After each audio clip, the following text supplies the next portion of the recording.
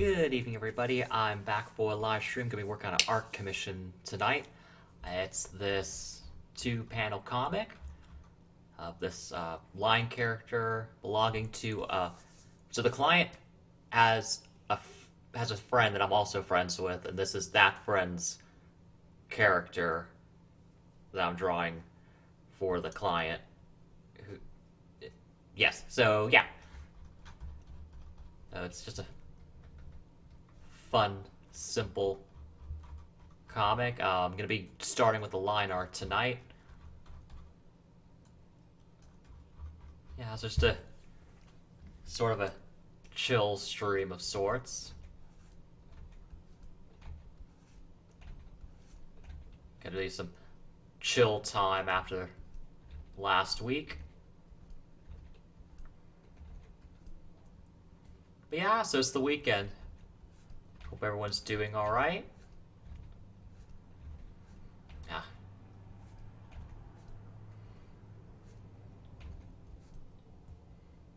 Really trying to make some progress on drawings. Even today, I got so distracted with this and that I didn't get time to sketch much of another comic I want to do for a different friend. Just a silly, fun thing with his character. Oh, hi, Joel. Welcome to the stream. Glad you made it.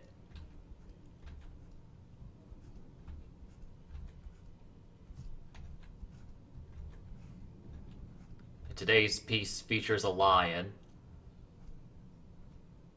Is your Sona a lion or some kind of cat? Let me know if I'm mistaken. I apologize if I am.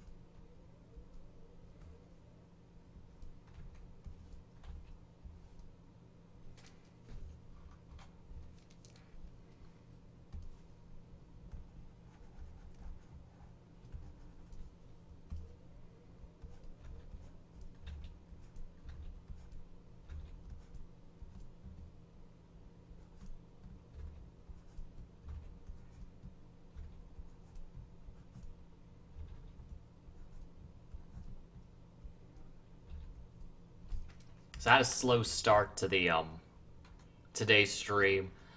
Wanted to start earlier, but I had to attend to some tasks and providing some tech support to my dad, and yeah, but that's got taken care of, so that's good.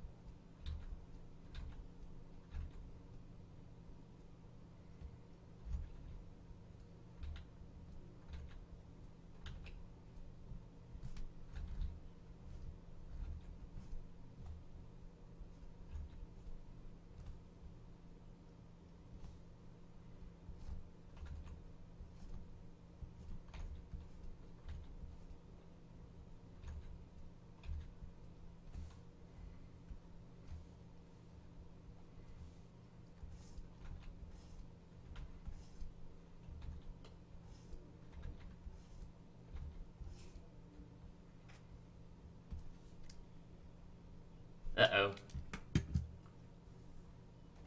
Got some spam in the... Oh, several, actually. Uh-oh, how do I do that?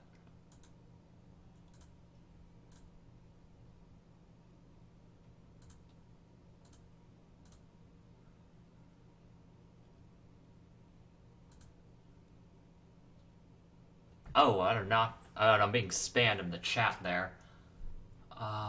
Let's see. How do I get rid of these?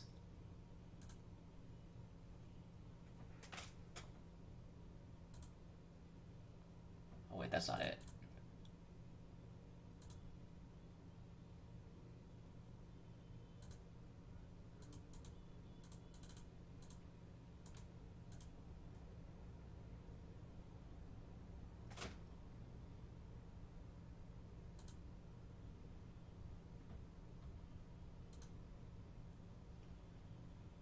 Yeah, I'm really sorry about that. Because my moderator's not here today. Hmm.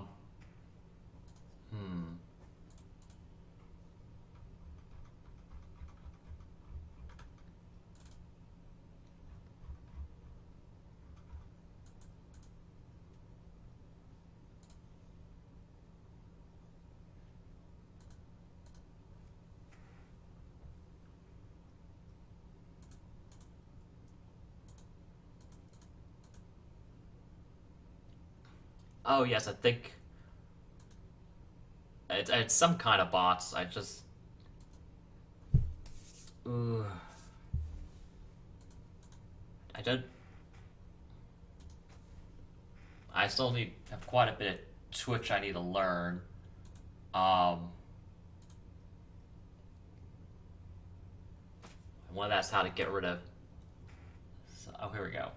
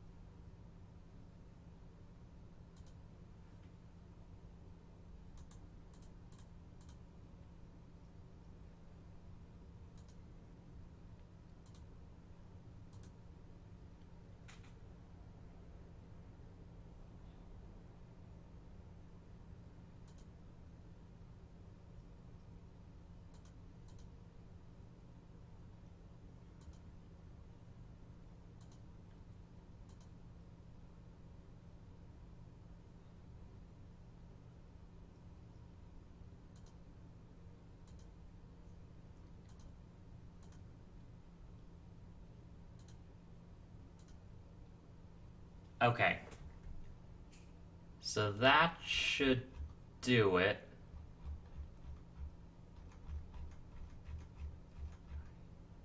Wait,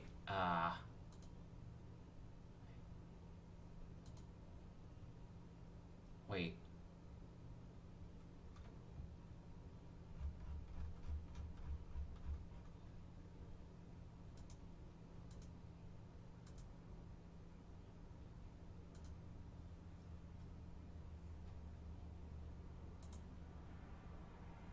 Alright.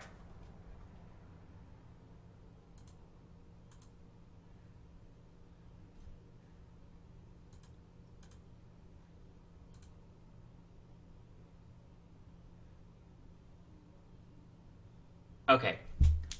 Think I was able to get rid of those bots. Uh, Sorry for the delay.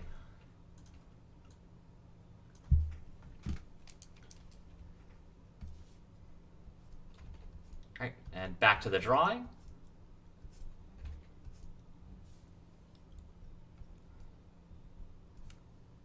I don't often get a chance to draw lions, so this is gonna be fun for me. And this one has a pretty... Well, I have another friend who has a lion OC, and I've drawn him a couple times, but doesn't have a mane like this. He has long hair, but not a mane. No. Yeah.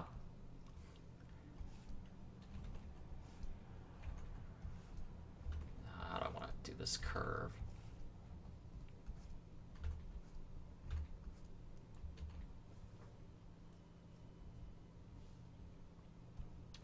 Oh, hi, Henry.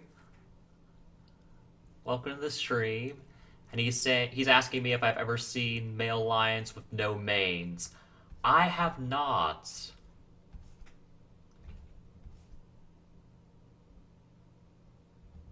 I mean, outside of, OCs, I haven't seen a lion without a mane. Like, I haven't seen a real world male lion without a mane.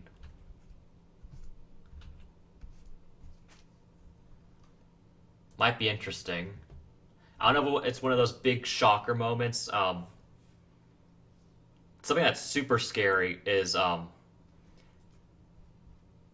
if you ever see a shaved bear, that's horrifying. Oh boy. I mean, good.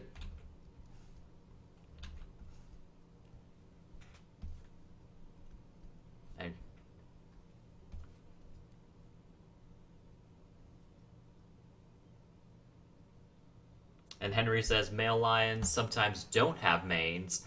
I have a friend that made a maneless lion OC. Oh, that's cool. Yeah, I have a friend with a maneless lion OC too. Well, he just has long hair, but doesn't go around his head like a mane.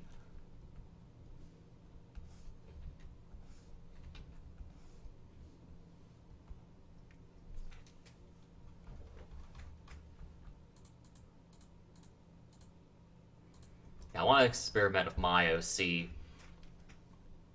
For the longest time, I wanted to draw him as different kind of animals, and I have done that before. Like, I've drawn him as a mouse, and I've drawn him as a rabbit. But I want to do that more, and I wanted to do that last year, but I just didn't get around to it. And I want to try to do it again this year. I'm going to be doing one at a time. And then what I want to do next is make him a bear, like a really cuddly bear. Oh, then Henry's asking me if I had fun at the game night that I was in earlier. Yes, we had. I had a great time at that game night where we played Jackbox. We played, I think, Quiplash from, I think it was Jackbox 3, and Split the Room, and from Jackbox 5, I think. And which Jackbox was Espionage in? I don't know if it's the fifth one or the third one. Oh, Espionage is in the third one. Okay. Thank you.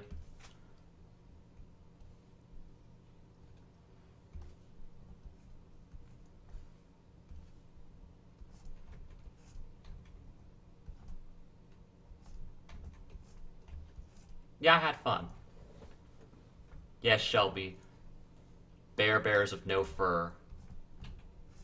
I mean, that sounds a lot cuter than it actually is. Ugh. Let's see if I could pull up a picture real fast.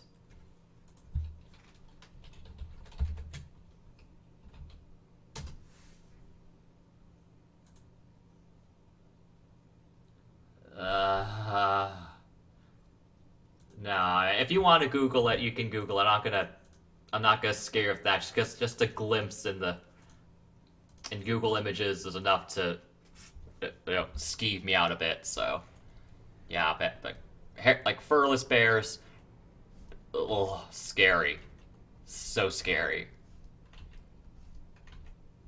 Like I think a lot of animals without like it kind of like an uncanny valley sort of feels like you know what it's supposed to look like, but it doesn't look like that, but it looks close to it, but it's missing something major that makes it look wrong in your eyes. Like there are those breeds of hairless cats. Some people like them, some people don't, and that's understandable. Those are more certainly more acceptable to people than like I mean certainly they're pets to a lot of people. So yeah.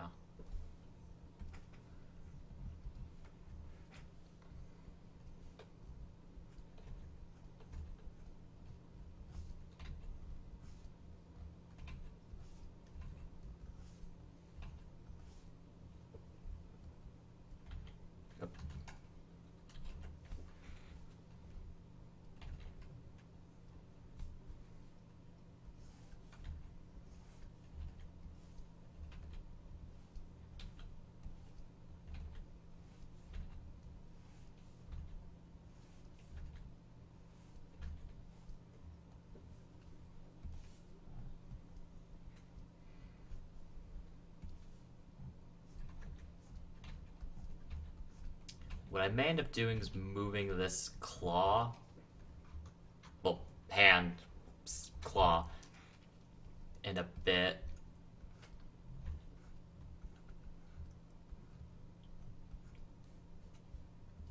Because I used a model like for this pose was the reference picture the friend of mine sent me, or the for the drawing. So I'm trying to. So I tried to make it close to that image, but he wanted but then he told me after I sent the sketch he wanted the character facing more towards the audience instead of at an angle. So I can make that change a bit without having to redo the whole sketch. So I'm gonna try to make the proper adjustments in the line art. See how I can manage.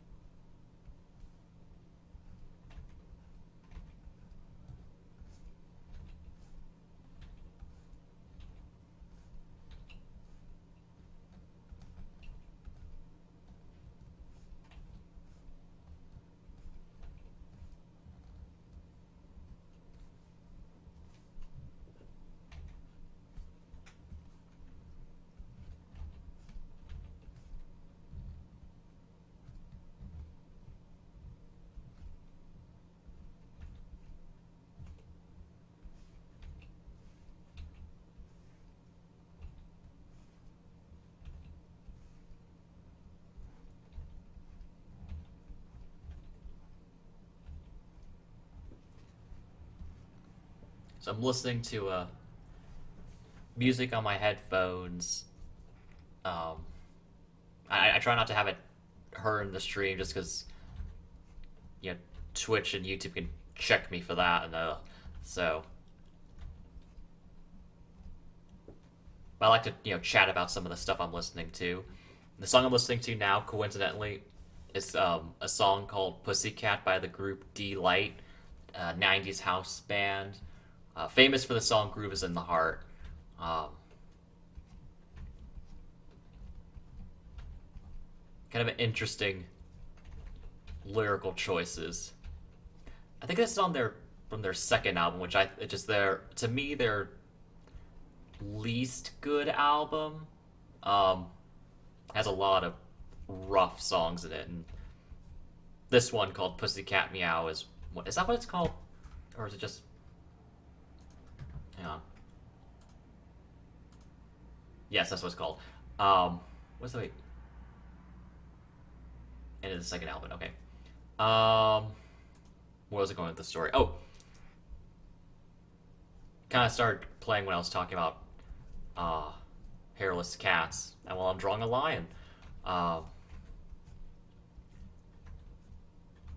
Songs sound weird because it's hard to tell if the singer is singing about an actual cat or a lover, and it because it mixes them both together and in ways that are insulting to that would be insulting to the lover. I think, at least a bit degrading ish, and super confusing if she's talking to a cat the entire time. Um,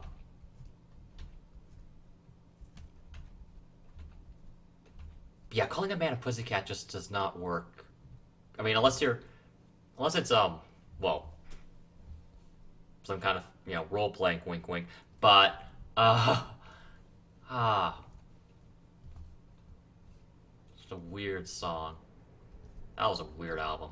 Um, Shelby says reminds me of the last movie of Cats versus Dogs.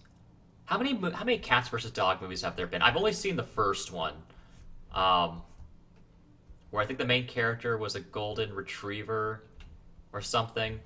A long time ago since I watched that. Uh,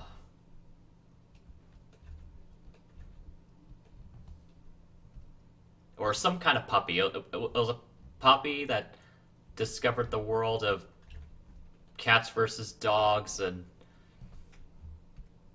I'm trying to remember if I liked the movie or not.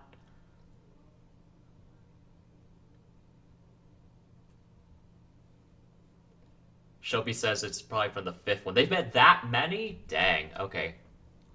That's news to me.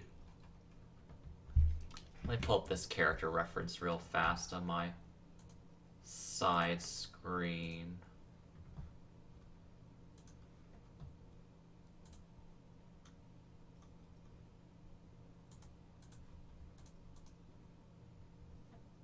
Oh, that's not it.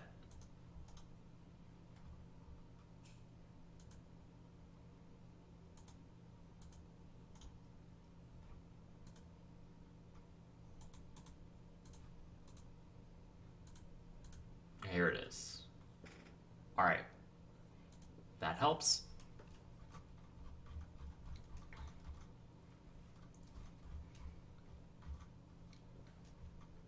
Yeah, quite a few of those made for kids animal movies get a lot of direct-to-video sequels.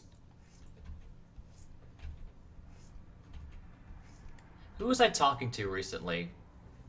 It might have been um, actually, I think it might have been one of the game nights in that same group with Henry when we were talking about the Air Bud series and how they had like they don't call like new movies in that series aren't called Air Bud, they're something else. It was an interesting conversation. I haven't thought about those movies in years. I don't even think I've seen a single Air Bud movie all the way through. Then Shelby says, in regards to what happened?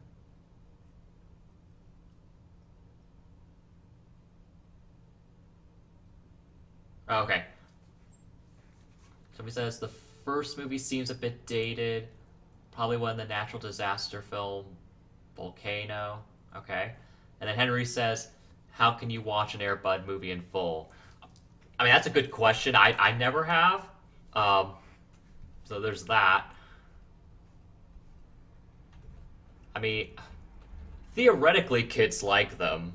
I personally don't know any kids who do, but I assume they exist,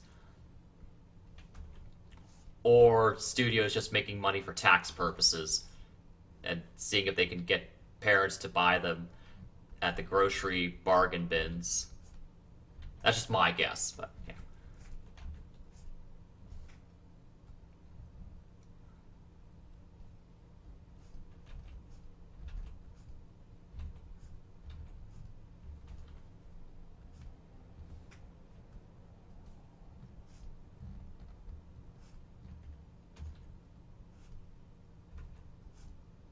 Oh, oh, Discord message.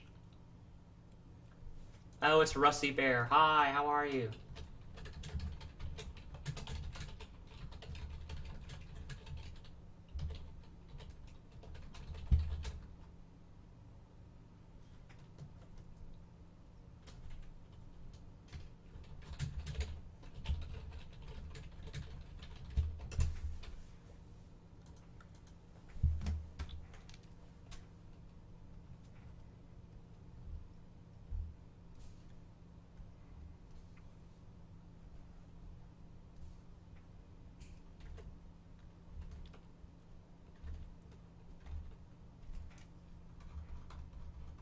I want to work on this arm first.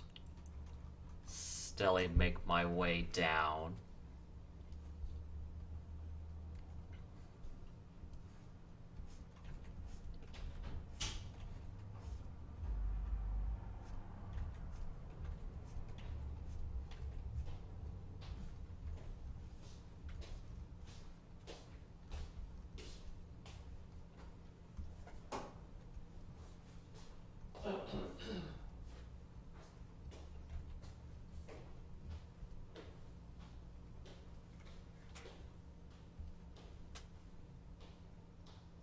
And then Shelby says, honestly, the Airbuds direct-to-video sequels were better than the Disney direct-to-video sequels. Oh, okay.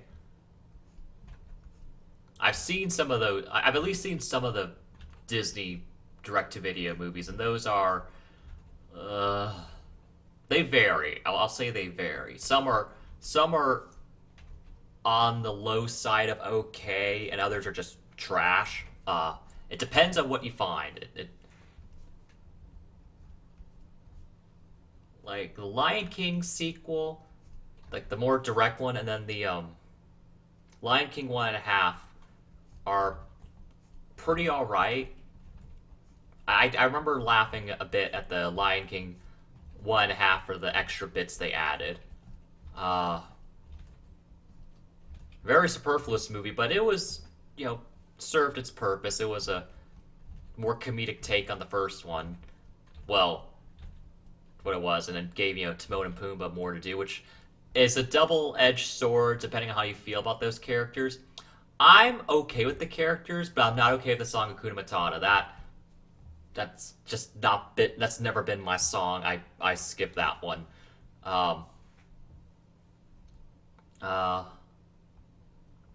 Lion King 2 was okay. Don't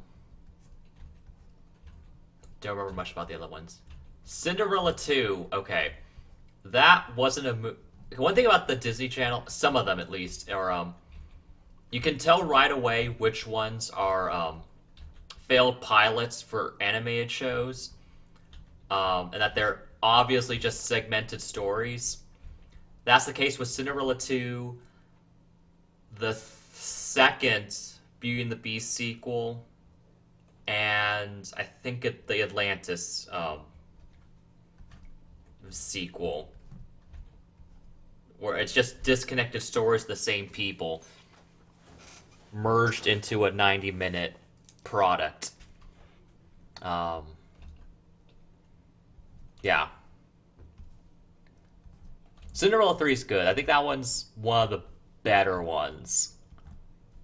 I haven't seen it in a long time though, but I remember discussing with people, and they viewed it more favorably than a lot of the other Disney sequels.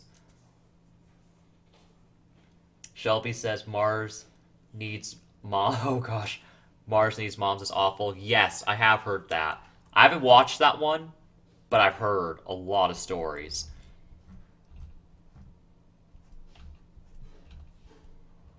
Then Joel says he really did enjoy Lion King too. Yes, that's one of the better sequels. Did I like Bambi 2? I can't remember if I liked Bambi 2 or not. Or if I even watched it all the way. Patrick Stewart's in it, so I want to... I mean, that's a plus. Okay. He... I feel weird about Patrick Stewart nowadays.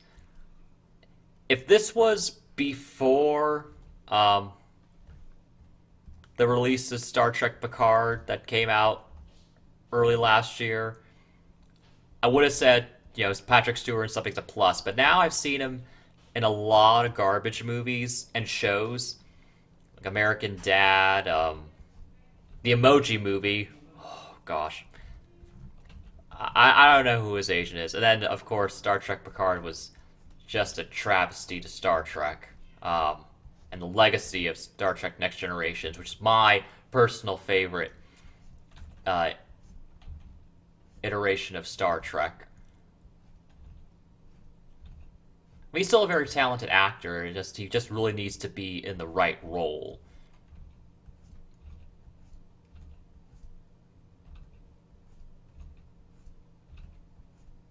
He might be in the right role in Bambi too. I don't know. I have to really watch and think about it.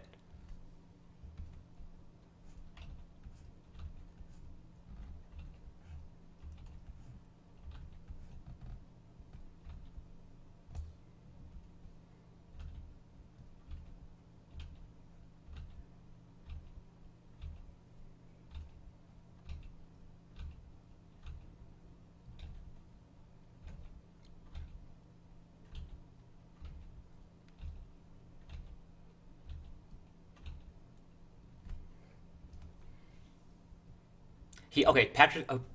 Speaking of Patrick Stewart, an interesting role he was in that I did not know about. I didn't know it was him until I watched a review of the movie years later. He was in the Jimmy Neutron movie as the main antagonist. And that was a surprise to me. Because he does not sound like he normally does. I mean, he's putting on a voice, but I just didn't think that's who it was. He was pretty good in that. I like the Jimmy Neutron movie and the show. I like the show overall too. So I have a lot of good memories for that one. Joel says, anyone remember watching the Polar Express? Yes! Oh, okay. Oh, I have a lot of soft spots for that movie and that book. Because I remember reading that book way, way, way, way back in the day when I was a pup. And back when I was a pup in, how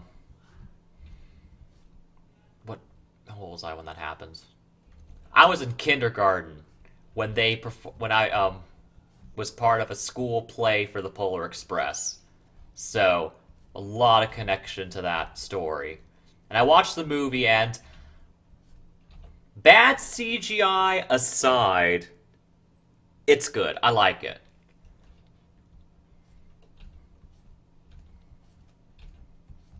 I mean, oh gosh, okay. I was thinking about, what was I thinking? I was thinking about this probably earlier, well, last month, December. If that movie was just done in a 2D animated style, like with a storybook backgrounds and aesthetics, it would have slapped. It would have been it would have been a lot more fun remembered than it is now with the weird sausage fingers and Tom Hanks's face animations. Yeah, well, it was a weird direction idea to take the animation the way they did, but it wasn't bad, and it was really cute and wholesome, and I liked it. I mean, it was it. I mean, it gets a bad rap just because it looks funky in a bit in a bunch of parts, but it's a decent one. I like it.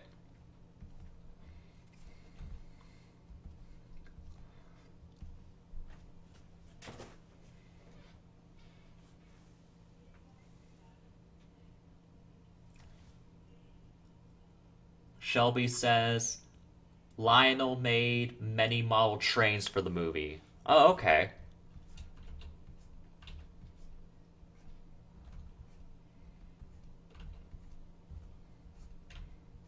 It's certainly the kind of movie where it's hard to take and the source material is a picture books. Um, stretching that to 90 minutes is a challenge. So, and they did fine with it. And Josh Groban's theme for the movie is very very good. That is a good song. What happened to him, by the way? I haven't. He fell off. What happened to Josh Groban?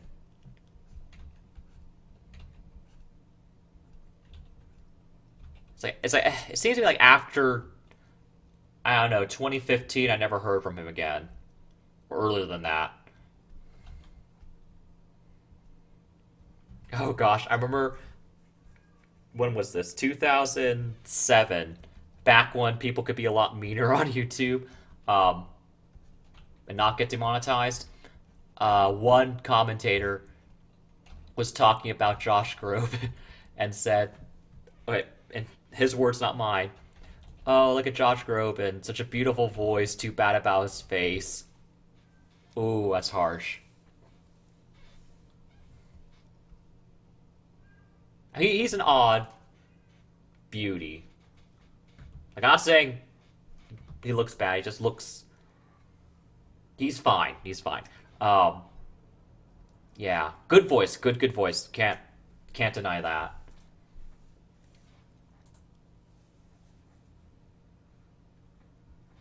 Rusty Bear says Josh Groban. Now that's a name I haven't heard in many a year. Yes, same here. But I mean,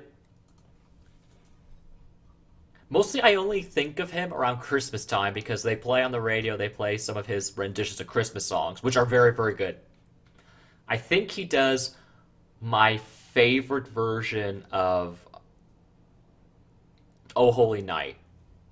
Like the best, for me the best one is by Josh Groban.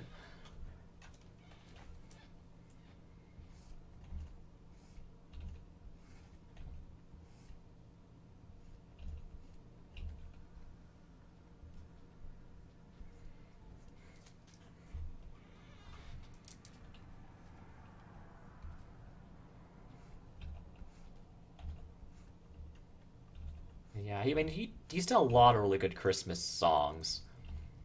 But he's not. I don't think he's ever become like the Christmas Queen. The way, sorry, misspoke there. I don't think he's ever become the Christmas King in the same way Mariah Carey became the Christmas Queen, which she still holds that title because I think again in last month, "All I Want for Christmas with You" became went to number one again.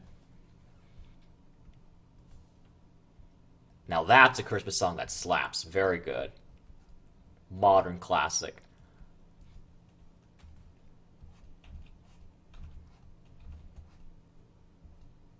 And I saw this really funny animation that features. Well, I mean, it doesn't feature her, but well, it does feature her in that she's drawn in it, and they use a clip of the song. Um, so yeah, she's she made a good one. Then Shelby says, "Remember the movie Meet the Robinsons?" I do. Haven't seen it in a long time. I remember it being good. Um,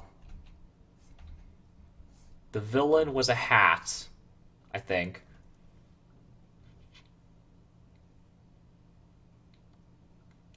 Joel says Meet the Robinsons was the best movie that Pixar made so far. Wait, was that a Pixar one? I think that was a Disney one. I don't think it was fully Pixar. I don't know. I don't. I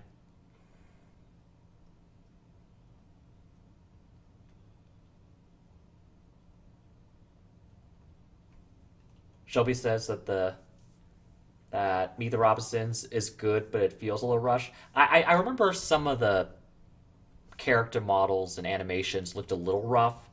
Not bad, but a little rough. And I don't. What's that Pixar? Let me check that real fast.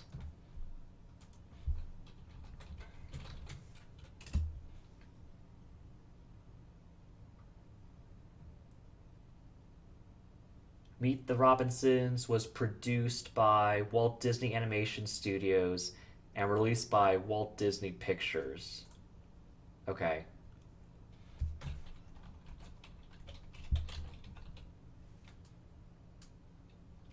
Okay, so it wasn't a Pixar production. It was Disney. Okay.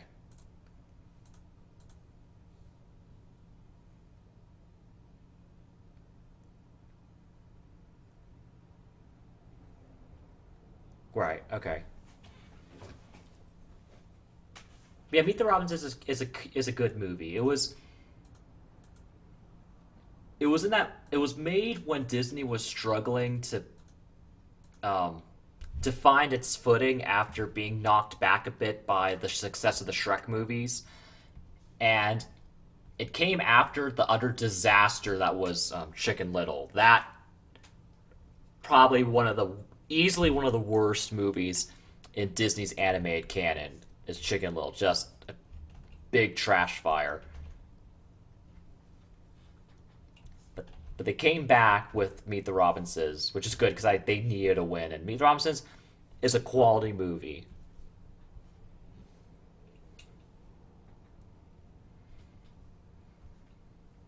Yeah, Chicken Little was definitely Disney trying to be like Shrek and failing miserably. Oh, it's pretty sad.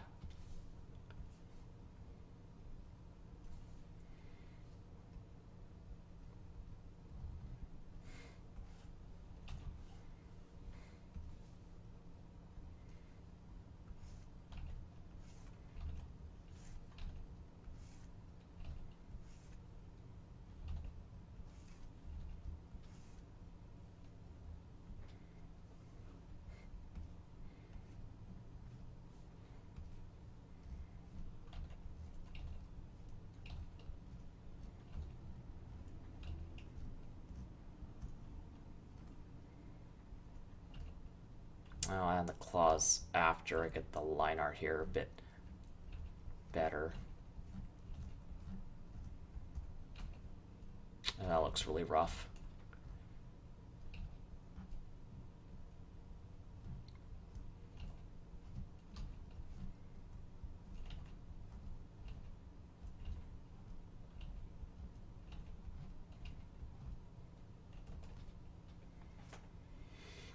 Shelby says the 90s was the renaissance of animation. Disney and Warner Brothers did well.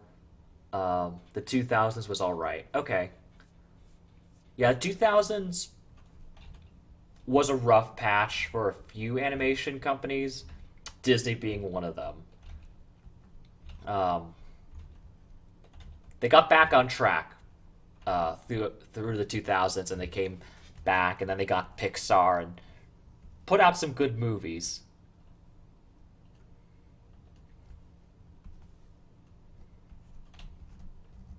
Certainly some popular movies. And they came out Frozen. A lot of people love Frozen. Not as many people like Frozen 2, though, from what I hear.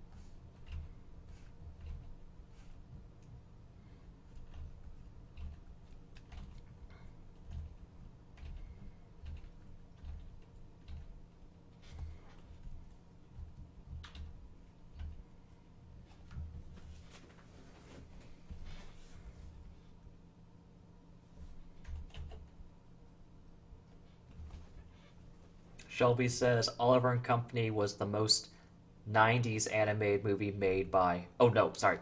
Oliver Company was the most 80s animated movie made by Disney. Oh, I cannot remember that movie.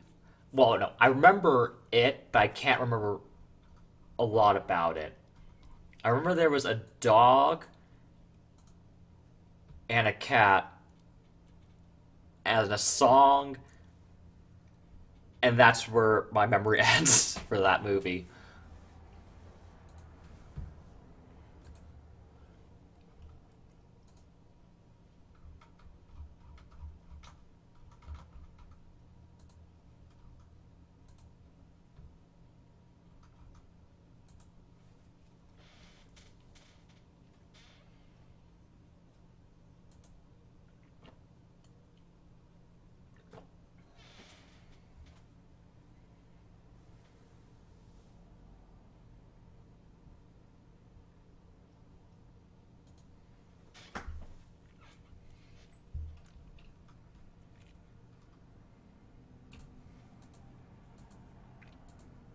Okay, let me fix up those toes.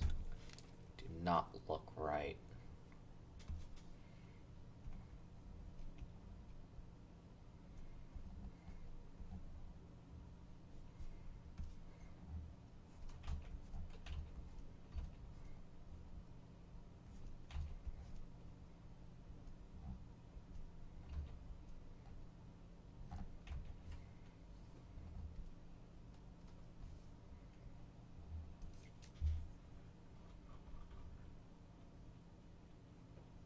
Then Shelby says, "Why Should I Worry" was the catchiest song of Oliver and Company.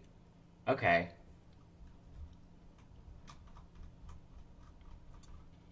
Was it the main song?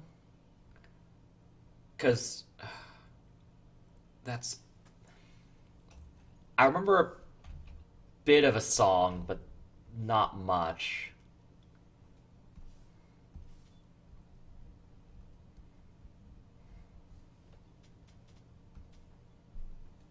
Then Joel says, "Has anyone seen the new Animaniacs reboot?" I have not seen it yet, but I want to.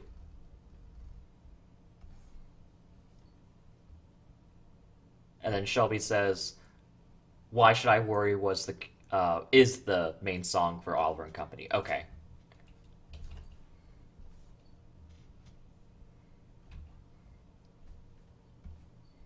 So I haven't seen the new Animaniacs reboot, but I've seen the fan art inspired by it, which I should dip into sometime. I want to draw some Wacko Warner. I think he was my favorite Warner back in the day. And in the first iteration, I liked him the most. Though the Wacko's Wish TV movie, that was a interesting situation. I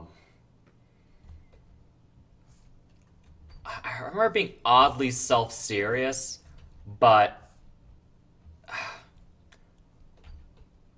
I don't know. Like there was some.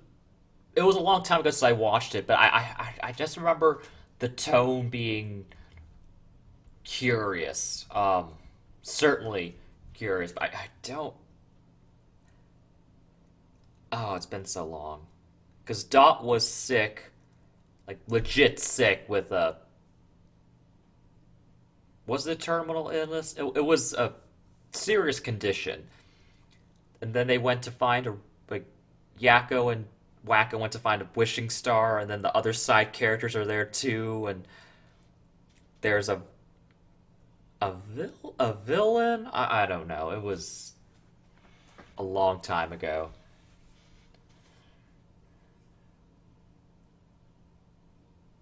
Then Shelby says he's seen the new anime. They've seen the new Animaniacs, and the references in the show made me laugh. Okay, even the puns. That's good. I really like the first iteration of the Animaniacs, so I think I'll like the second one just fine. Oh wow, that's not right here.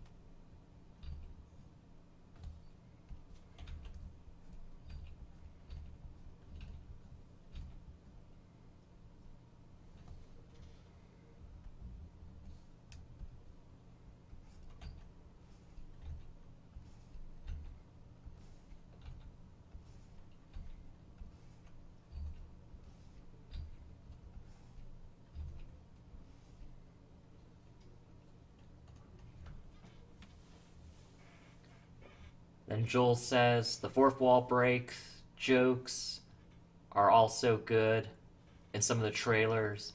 And then Shelby says these jokes are good. Can't stop laughing from it. Oh, good. Really glad you're all enjoying it.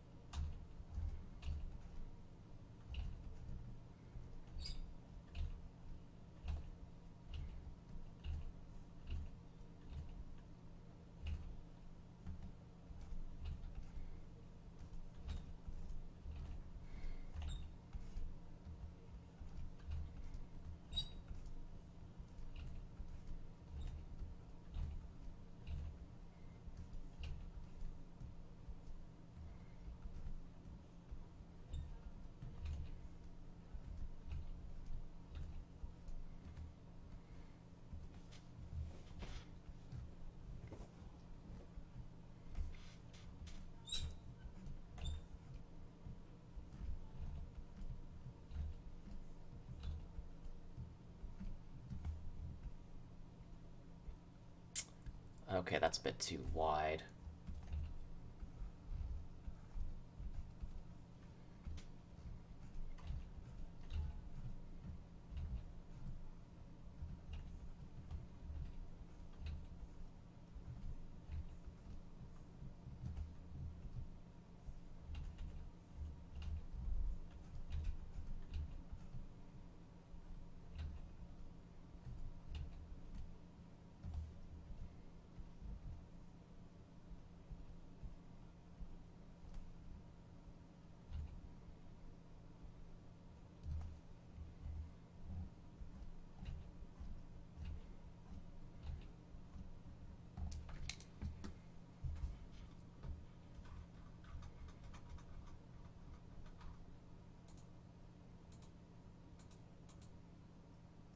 Oh wait, that's not look right. Oh, I made those too long.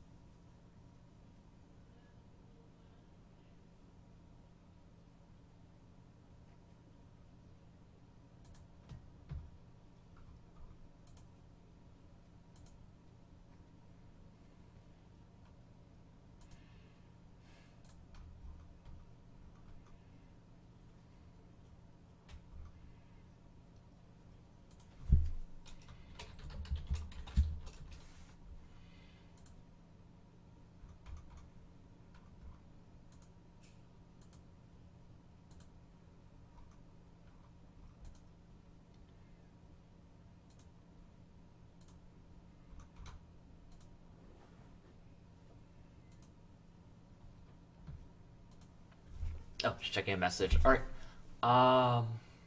Then Shelby says, if you were at Disneyland in the 80s, there was a teen nightclub known as Videopolis.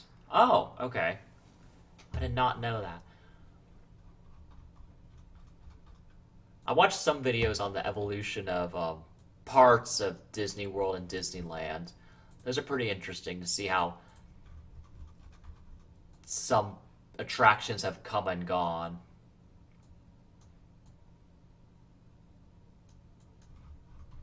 one that's absolutely still unfolding, and it'll be interesting to see how it progresses. Is Galaxy's Edge, the Star Wars area, because that one's been racked in controversy and corporate power plays.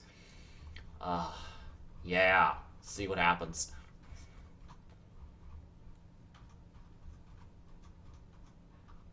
So the toe claws, I might wait to do that in a separate layer. I just felt like doing the ones in the hand first.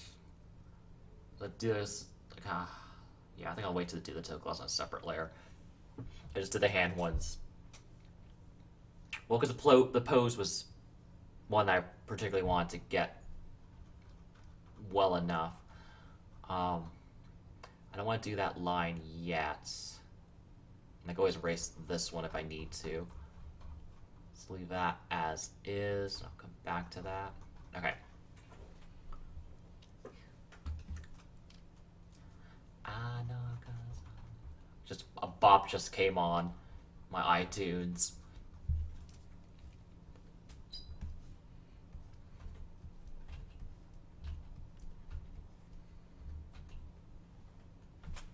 Joel says, y'all take a look at this mini Japanese kitchen toy set I seen on YouTube. Okay, I'll take a look some in a bit.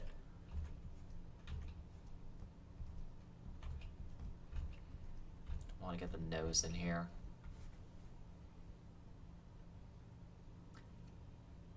And then Shelby says he'll decide by the CEO for his teenage son there was nothing interesting for the teens at the park. Okay. I probably that's the case for Disneyland back in the 80s. Yeah. The Disneyland is the one it's popular, but it's not as popular as Disney World in Florida.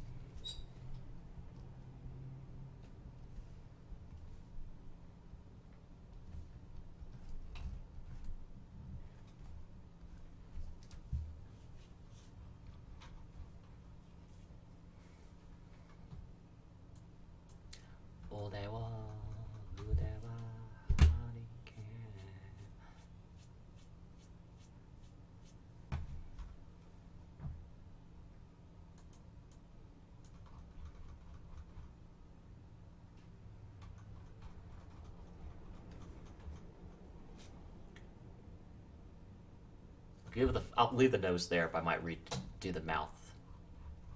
Uh,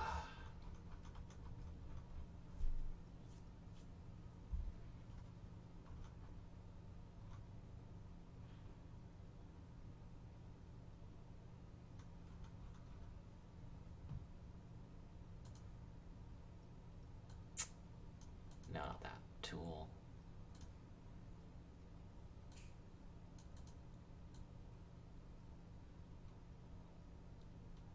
Ah.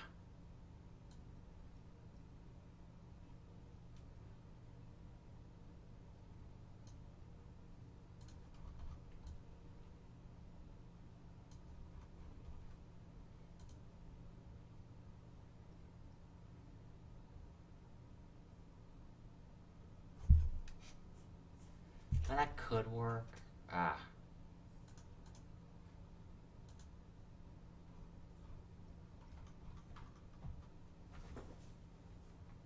I'll see what I can do.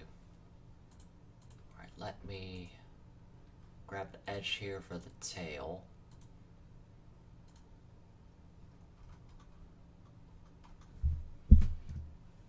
And there's my pen, okay.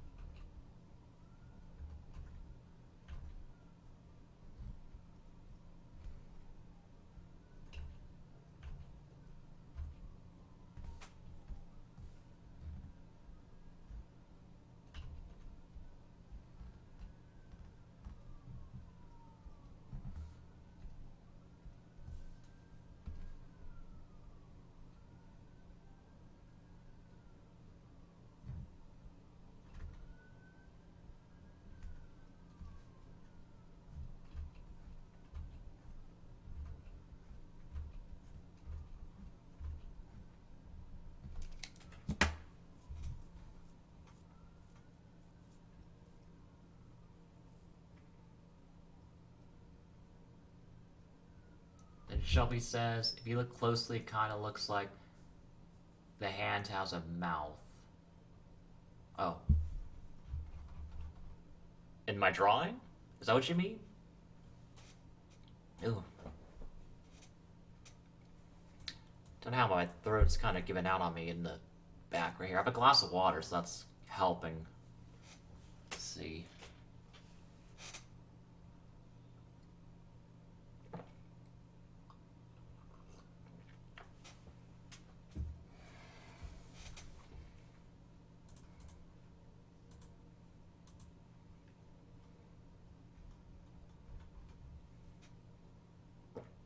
Yes, it's left hand. Huh.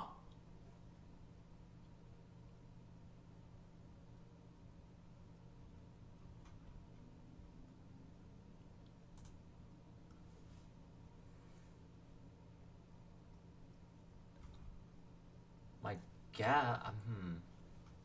It's interesting. I don't know. Hands are one of my weaknesses, so seeing how I can do better with those.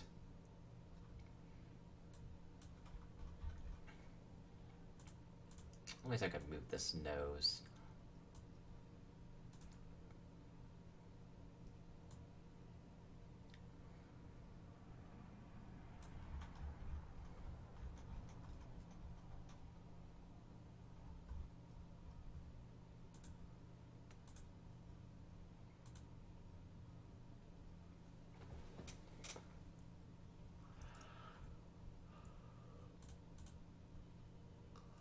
Yeah, I can work with that.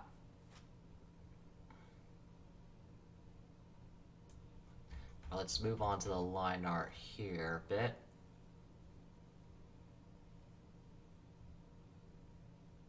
With the extra mouth, that could be handy. Oh, sure, yeah.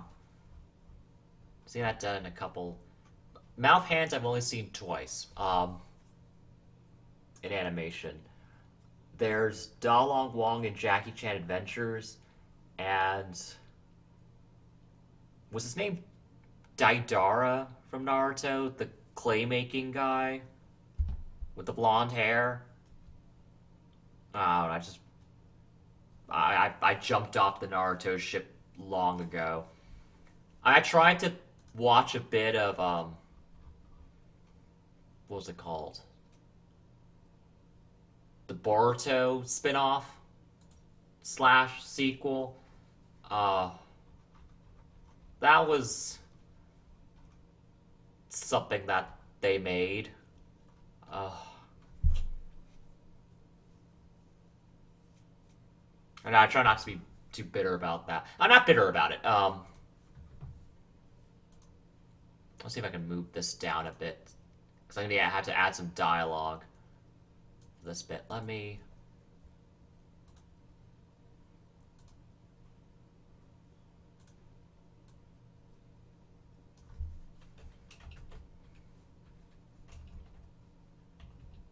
Oop.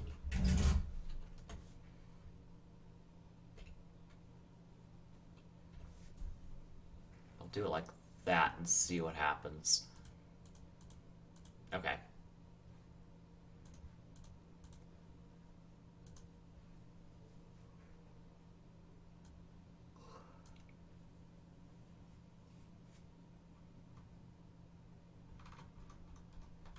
Oops, I Did It Again by Britney Spears is playing in my on my iTunes. Oh, Britney. Grew up with her. Free Britney. She's a queen.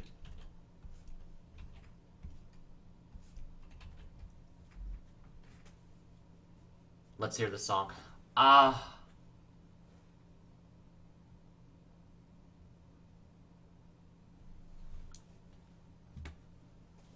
don't know if I can have it play through OBS. I mean, I can, but I don't know if I have to reset or something. Then Shelby says, looks like the line is all tied up in this situation. Yes, he is. Tied up and tickled by magic hands. Alright. Working with having the line art adjust for the angles. I want to go with a 15 size brush for the raised up. Well, no.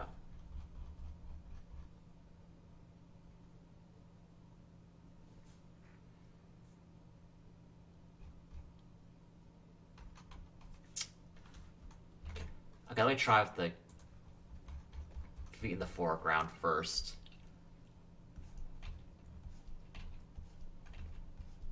Then we'll see what best to do in the back if I want to do the 17 or the 15.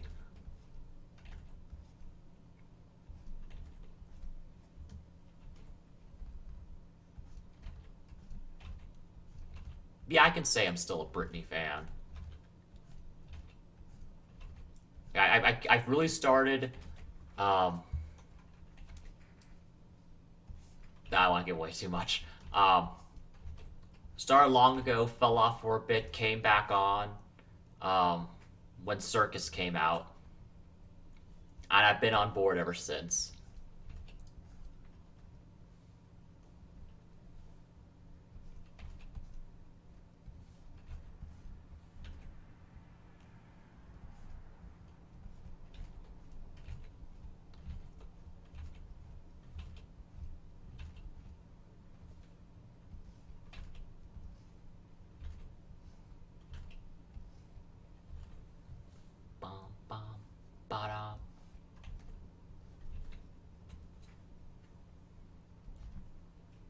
Different song is playing now. It's a J-pop song by Puffy Amiyumi. Oh, I was a huge fan of them back in the day.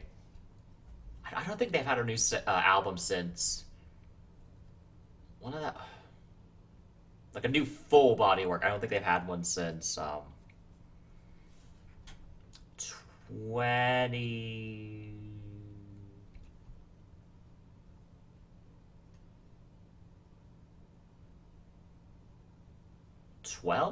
Was that the last one? 2012.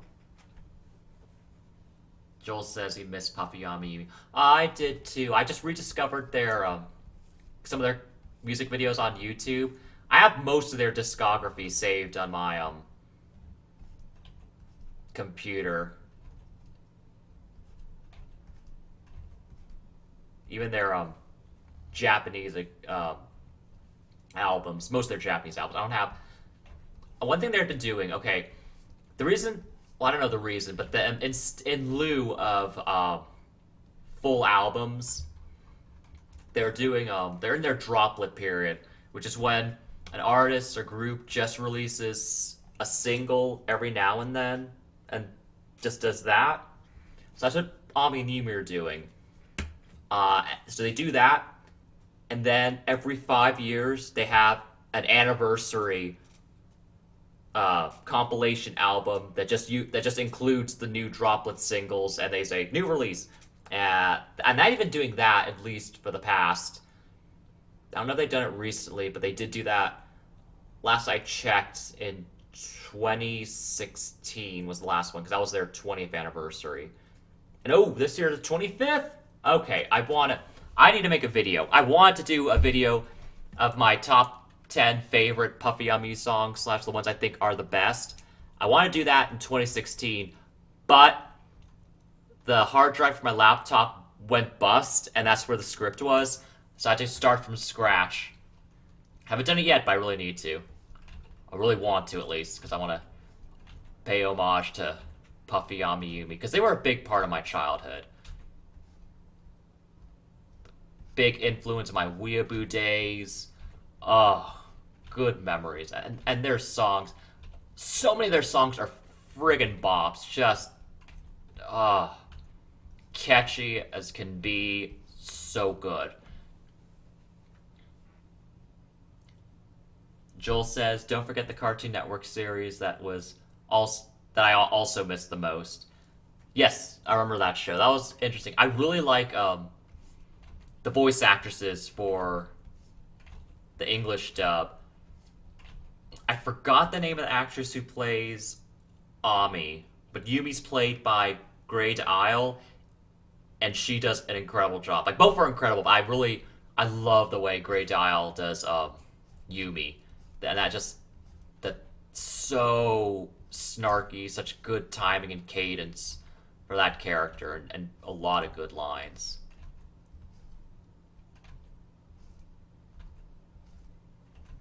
And then Shelby says, Cartoon Network was my childhood. Mine too, that and Nickelodeon. I wasn't a Disney kid. Well, no, I was. I did get into Disney after, for a bit. Well, for a few years. Kim Possible was my girl, yes. I even watched quite a bit of Hannah Montana for a while, I'll admit. Not too proud to admit that.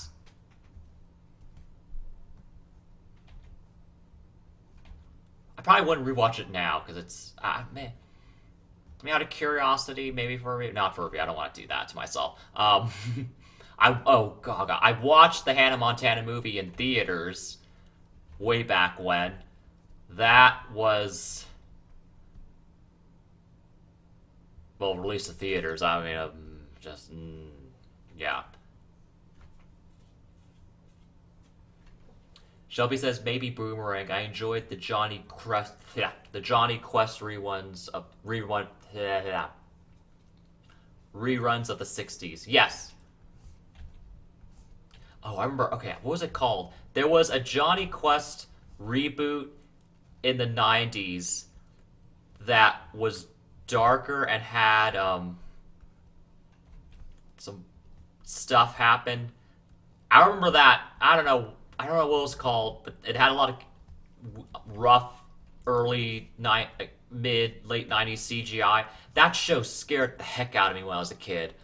I don't remember too much, but I remember some bits, and it was so friggin' scary for me back then, but I haven't watched it in years. I don't even know who had the broadcast rights to that now. I mean, it's a Hanna-Barbera property, but I don't know if there's more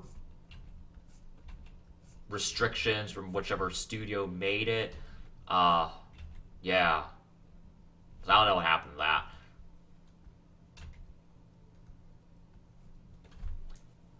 Then Joel says, I do remember watching That's So Raven when I was a child. Yes! Oh, I adore That's So Raven. That was a good show. I still need to watch. I've been putting it off for years. I want to watch Raven's Home, the sequel series to That's So Raven. Raven Simone was one of my first TV crushes back in the day.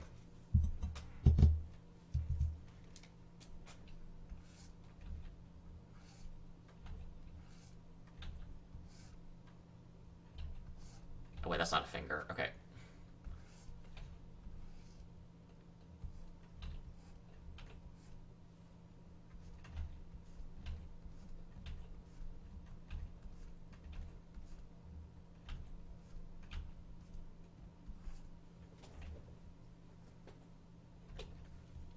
Joel says, That's So Raven is a good sitcom reboot, and Shelby says, I love The Sweet Life on Deck. I didn't watch Sweet Life on Deck, but I watched The Sweet Life of Zack and Cody. I liked that for the most part. That was fun. I want to find there's this perfect reaction that London Tipton had to something. I can't remember exactly what happened, but she was kind of going like the no finger wag, but without saying anything. I want to find that in GIF form and save that and use it in places because it just looks like my feelings about many things, and I need it in my life.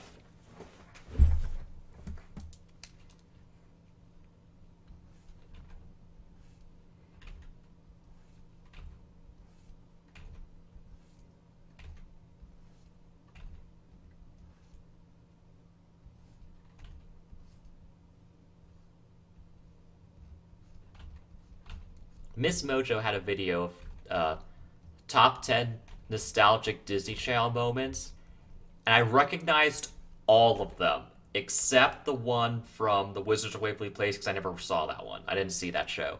Not interested at all.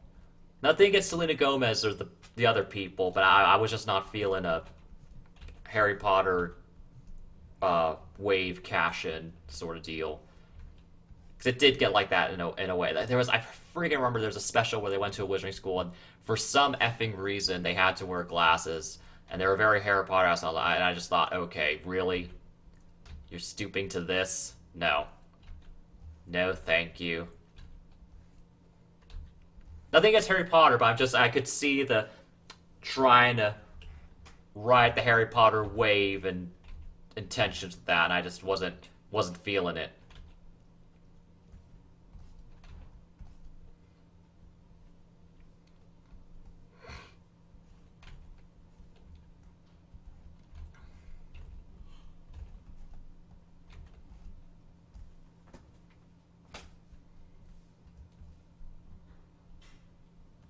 And then Joel says, well, I think Wizards of Waverly Place was a good Disney Channel show.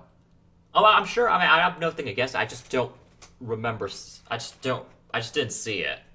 I don't know if it's good or bad, but I wasn't interested in seeing it, and I'm okay with that.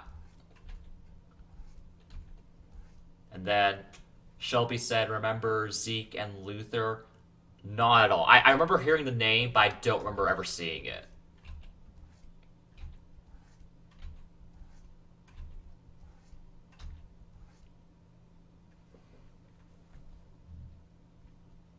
I just vaguely remember Bizarrevark, mostly because that gave us Jake Paul, so in a way you can blame Disney for giving us Jake Paul. Oh, friggin' hell.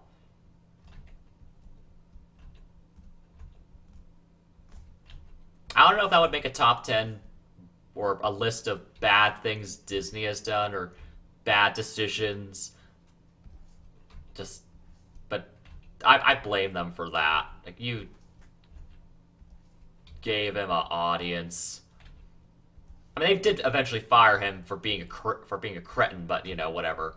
It took him a while, and they still have some culpability in how high he got. Um, then Shelby says, "We're just going straight to memory lane." Yes, we are, and it's wonderful.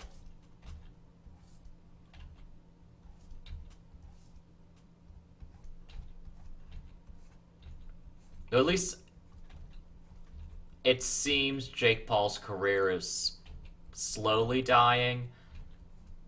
That he's, I believe that more and more people. Well, I mean, a lot of people already see him as trash, but his his audience is outgrowing him as time goes on. And now he's doing doing the boxing thing, and I don't know how that appeals to that audience, and I don't know if an older audience is gonna give two scoops about him for much longer. I mean, the thing is, most people don't like him. Most people older than 12 don't like him, and then he's doing the boxing thing. I don't know how much that appeals to 12-year-olds. A lot of celebrities and properties can take advantage of a cyclical audience, but don't know if Jake Paul's one of them.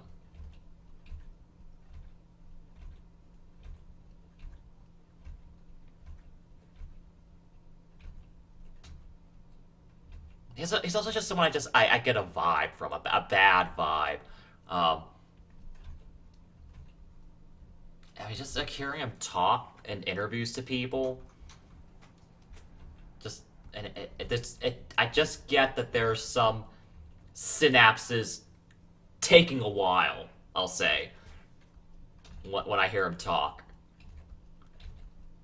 I got really bitchy right there, didn't I? Okay.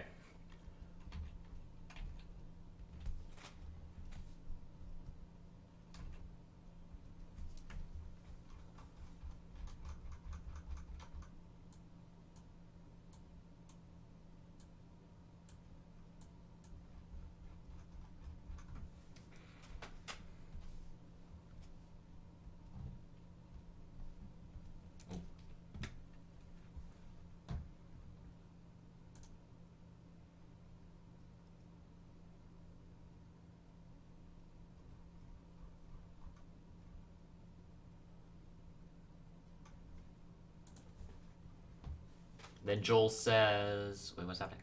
Joel says, ever heard of this TV channel called 4Kids?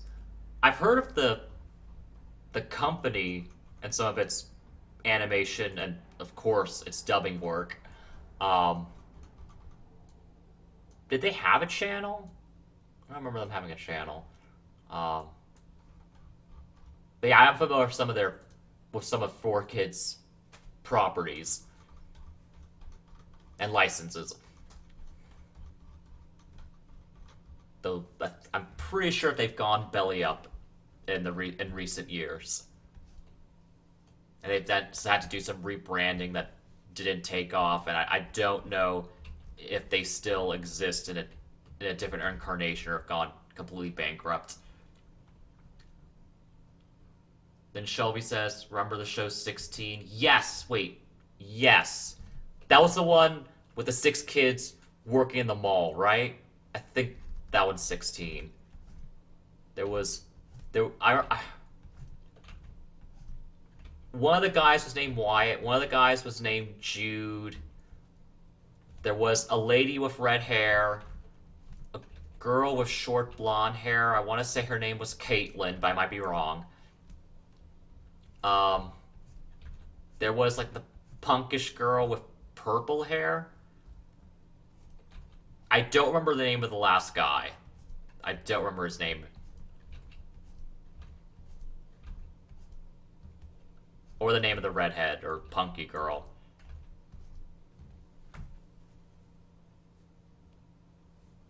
Yeah, it was a Canadian TV show on Cartoon Network. Yes, okay.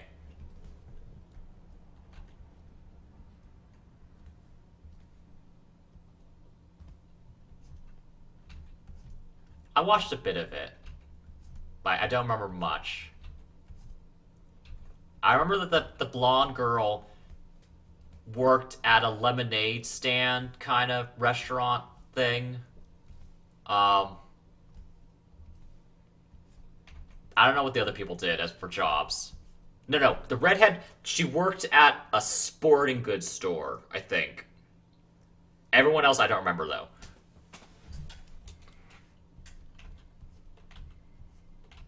And then there was a security guard who did stuff. Um, yeah.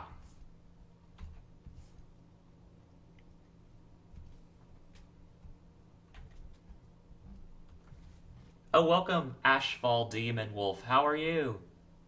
Yes, we're talking about a show called 16.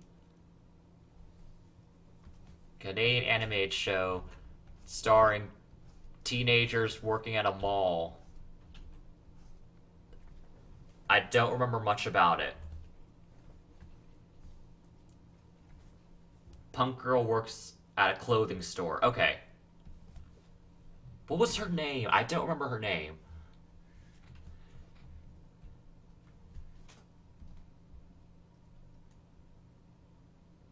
The Khaki Barn was the name of that clothing store. Okay. That sounds familiar.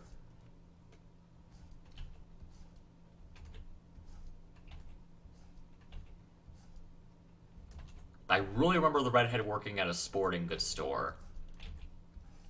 Because she had the uniform was a black and white referee top.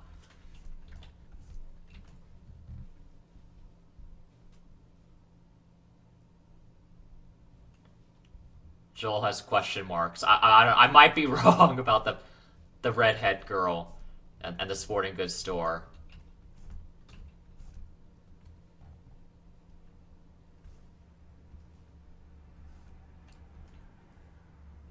Punk girl was Nikki or something like that. Okay, Nikki sounds right. Does it? I don't know. Could be a lot of Mandela effect going on tonight. I don't know. Um, Wyatt worked at the music store, the video rental store, and then fast food joint. Okay.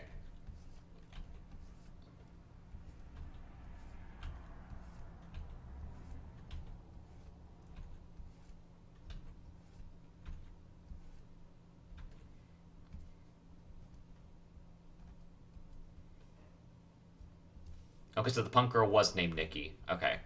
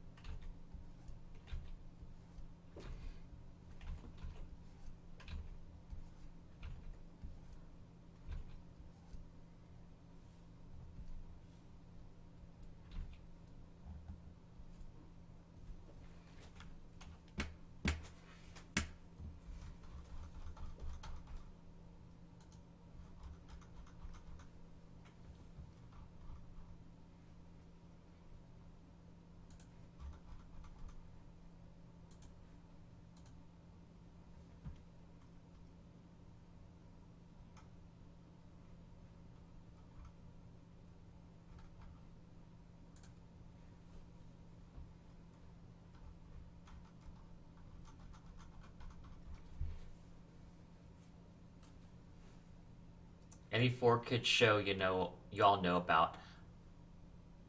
Wasn't the 2003 version of Teenage Mutant Ninja Turtles? I think that was produced by them.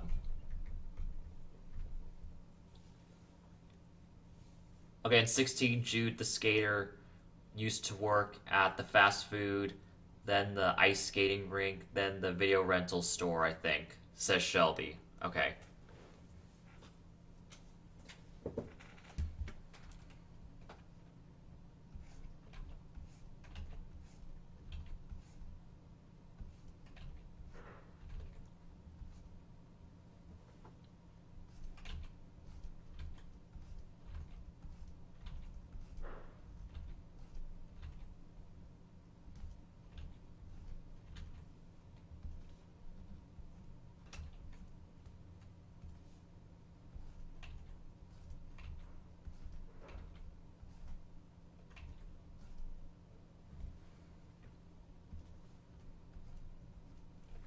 want to check his name. What was the name of that redhead girl? Let me see.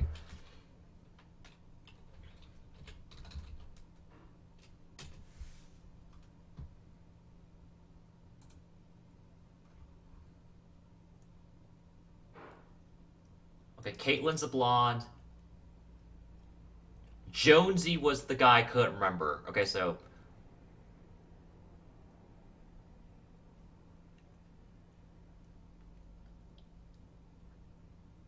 And then the redhead is named Jennifer, but they call her Jen. Okay.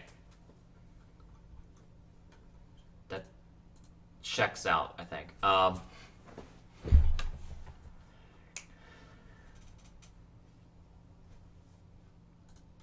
Jonesy's an odd name to me. I've heard, well, Josie... Thinking, aside from Josie and the Pussycat... Yeah, Josie and the Pussycats, I've never seen anyone else named Josie. I've seen Jody, but not Josie, and certainly not Jonesy. I just... In my own experience, but... I don't know. Then Ashfall says... 4Kids was the channel that made most of its cartoons from games, right? Like Sonic and Yu-Gi-Oh! Well, they licensed those, and they dubbed a lot of those. Like, they dubbed Sonic, Yu-Gi-Oh! And they dubbed Pokemon for a while, but they lost those rights. In the mid-latest 2000s, they lost Pokemon. And they had that horrendous One Piece dub. With that horrible, horrible, horrible theme song.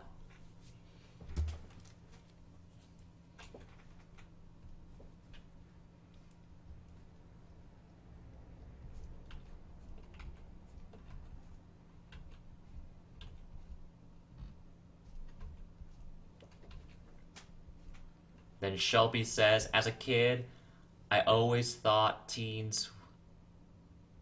Wait. As a kid, I always thought teens would be cool to hang out and had a great experience working at the mall. Oh. I mean, some probably do. I don't know. I never worked at a mall. I was a teen, but I never worked at a mall. Being a teen was... Well, it's part of my life experience, so it was something that happened. Sorry. Should have... Not dumping on being a teen at all, just... You know, long story and all that.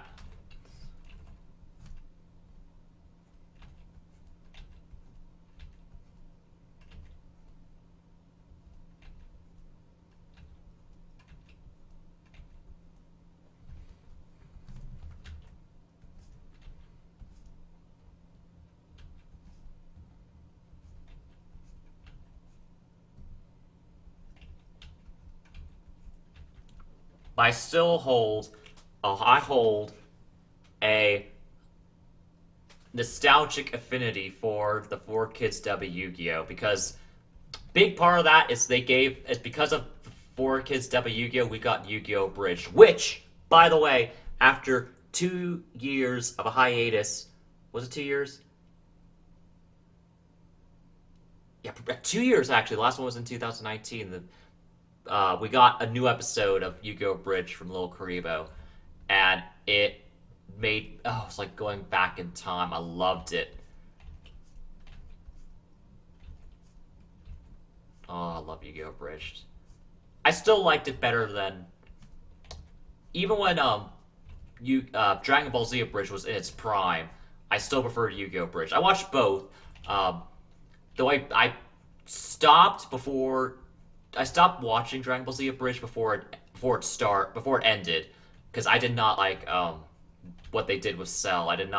I felt they gave him way too much attention. They had these like really bad shorts between episode releases with Cell that I was not feeling. Yeah.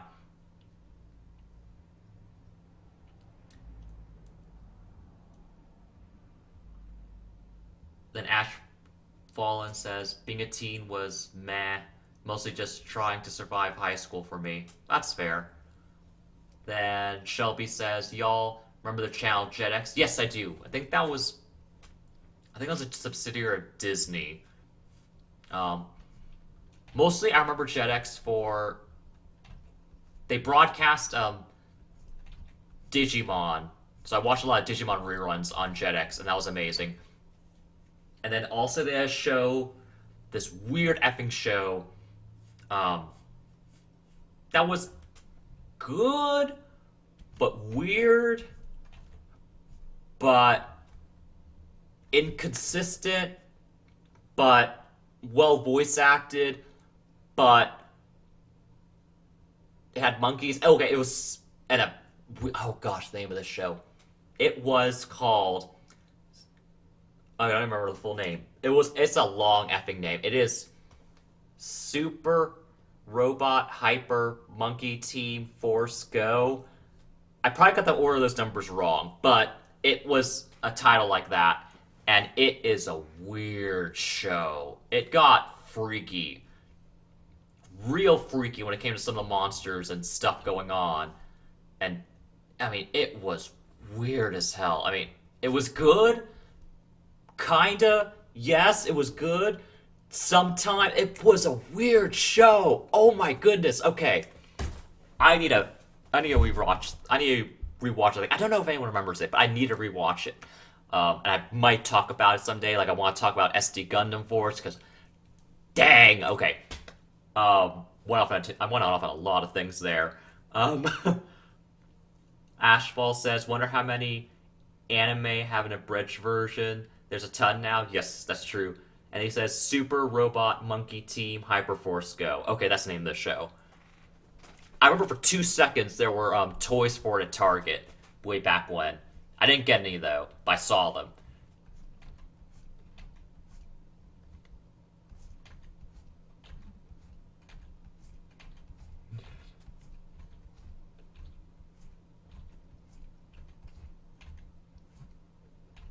Does anyone remember that show, the Monkey Team Hyperforce show? I didn't like the main character that much. He was voiced by the same guy who does Beast Boy, and then his love interest, coincidentally, is voiced by the same actress who played Terra in Teen Titans. Yeah, and she was a robot, not Terra, but the girl in the monkey show. Damn. In the Monkey Team Hyperforce Go team show, that one had the robot girl voiced by Terra. That person. Then Shelby says Yin Yang Yo was good, but unusual at the same time. I watched that show a little bit. That was the one with the pink and blue martial arts bunnies. Yeah. And their master was a panda with a beard.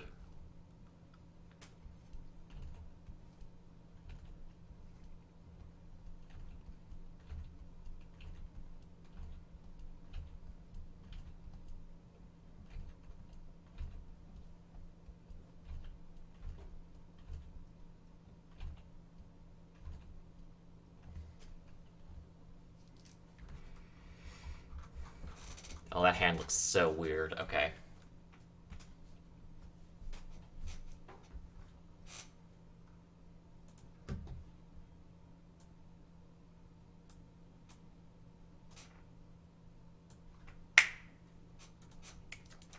A groovy song is playing right now.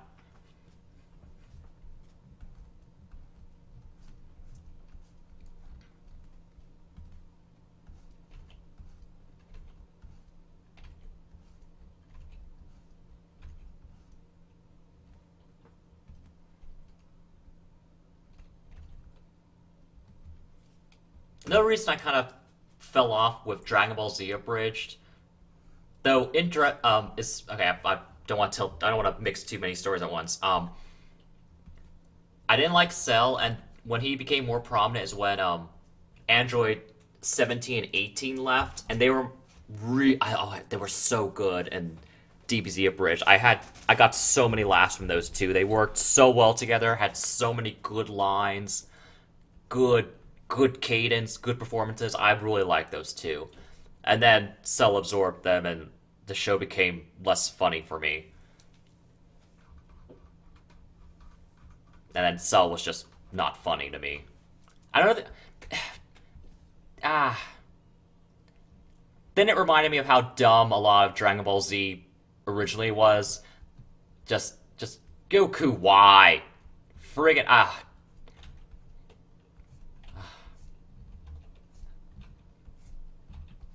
so much going on there. Damn.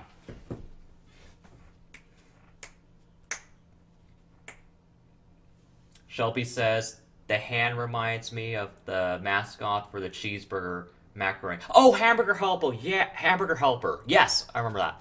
I've actually never eaten anything from the Hamburger Helper brand. Um, I remember seeing the commercials way back when, but I haven't seen them in a long time. Then again, I don't watch TV that much anymore. So, yeah. Yeah, it was called Hamburger Helper.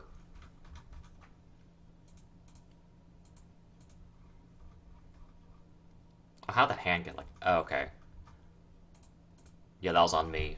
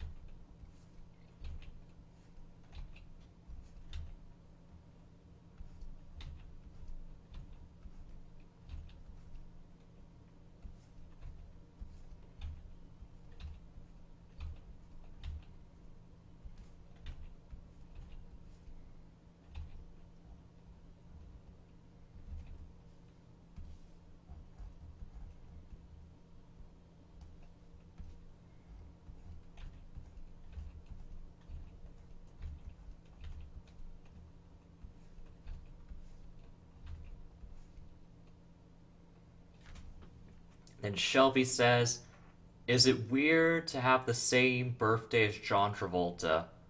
I don't think it's weird. I think it's just a fun coincidence.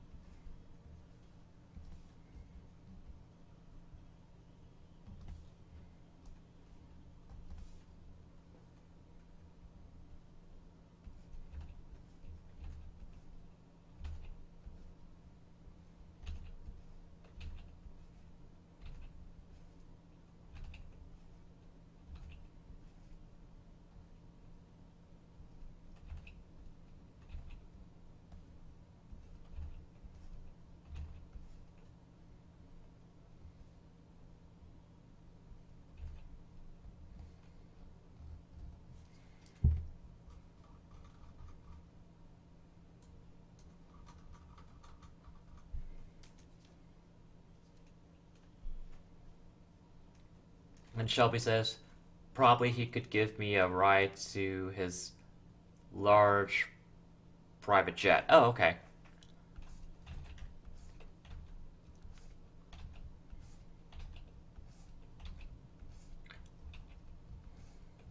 Might be interesting. He's a curious person.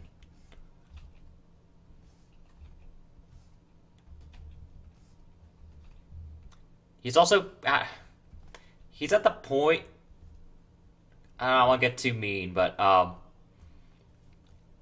he's at the point of his career where he's glad to find work. Yeah.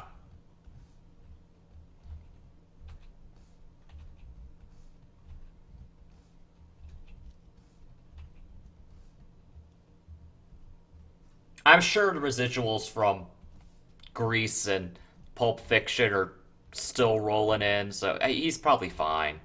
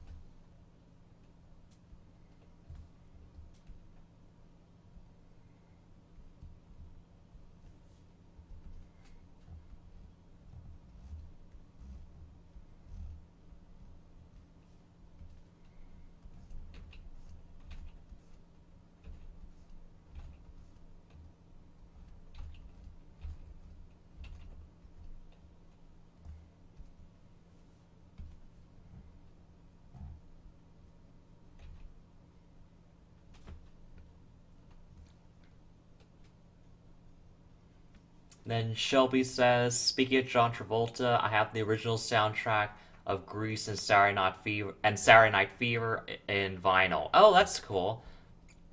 Yeah, I've thought about collecting some of the vinyl records of albums I really like. I might do that. Like some of the Lady Gaga albums. Get one. I keep seeing on her website the one for Chromatica. And I really like Chromatica. That's one of my favorite albums from her. The one, my top three Gaga albums are from and they're really close together, so they can switch out. I mean, they're neck and neck pretty much. But my first favorite is hang on.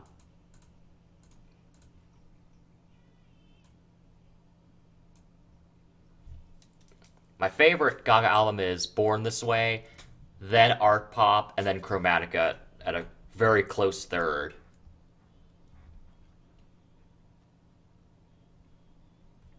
Then Shelby says he has the Thriller album from 1983. Oh, that's a good one.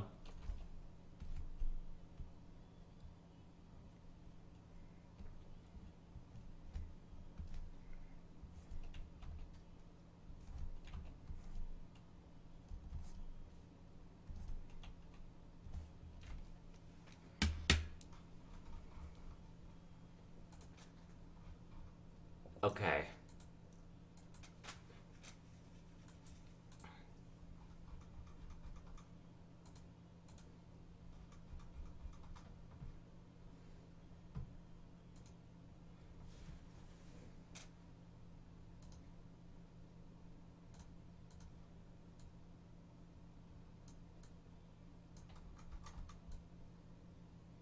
Sailor. Okay.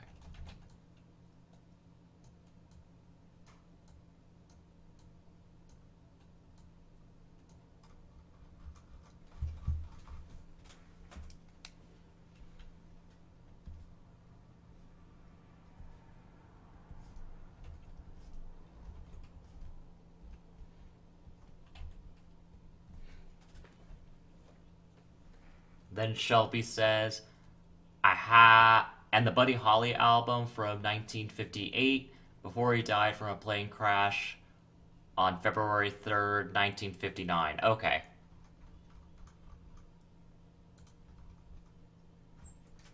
Yeah, I remember that.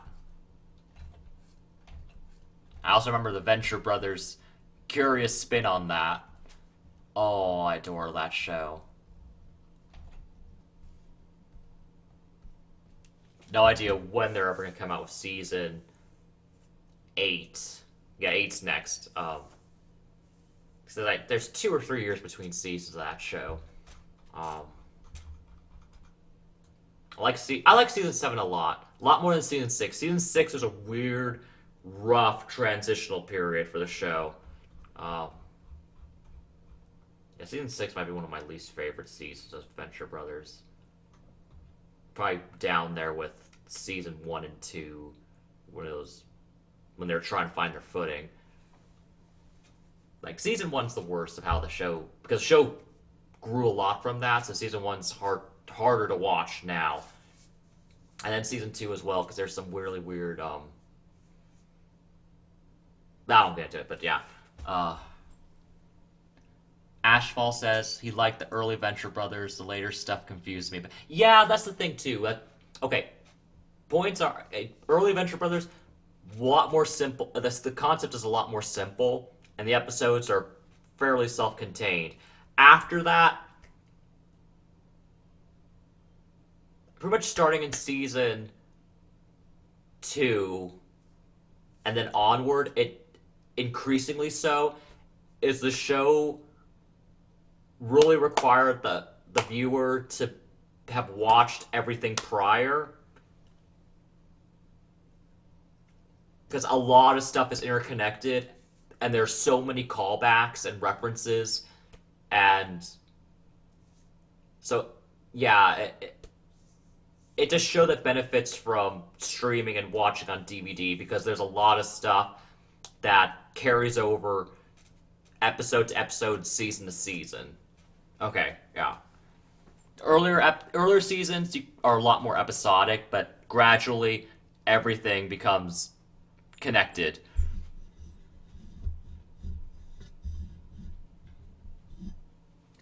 And Joel says, "I always enjoy these cute pictures you have made so far." Oh, thank you, Joel. Then Ashfall says, yeah, okay, I've read that one. And then Shelby says, "Rock Around the Clock album from 1955 in vinyl." Ooh, that's an old one. Very nice.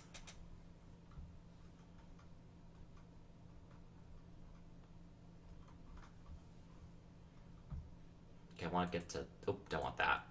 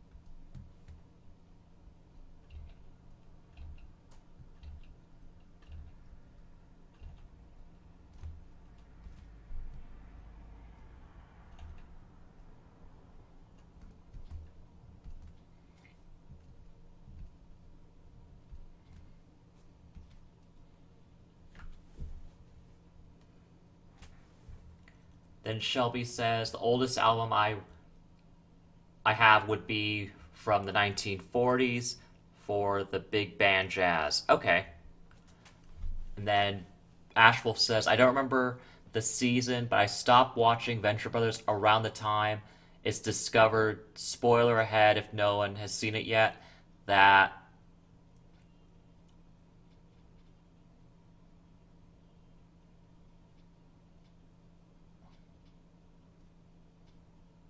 Okay, so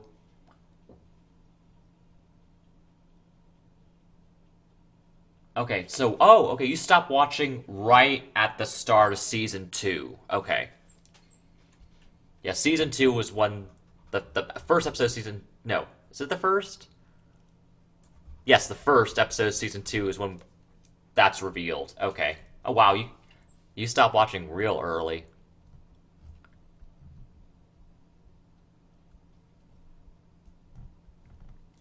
Season 2 is good. Okay, I will say, I was gonna mention this earlier. It's one of the things about season 2 that has aged very badly is um some of the transphobic jokes against Doctor Girlfriend. It was a different time. It was the mid 2000s. Yeah, it's some of those. A lot of those jokes are pretty bad. Um, but after season 2, those go away.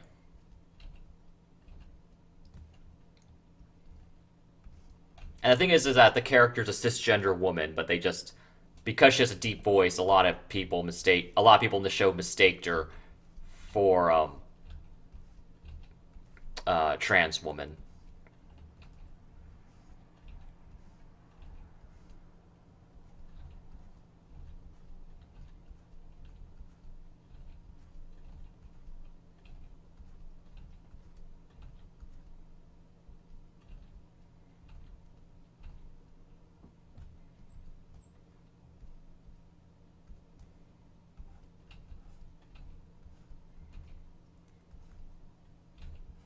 That's one thing I would.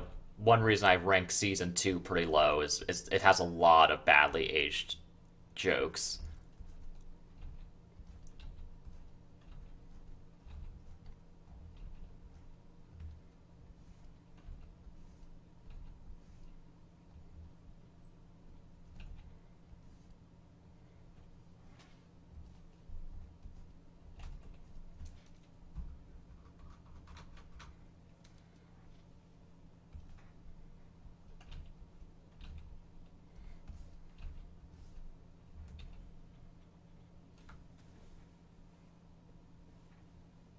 Shelby's wondering how many pairs of Geta sandals I own.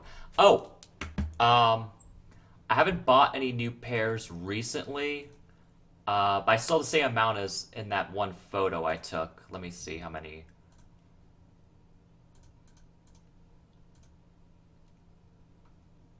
Yeah, it's still 6 pairs right now, but I want to get more. 'Cause, you know, I collect. Haha.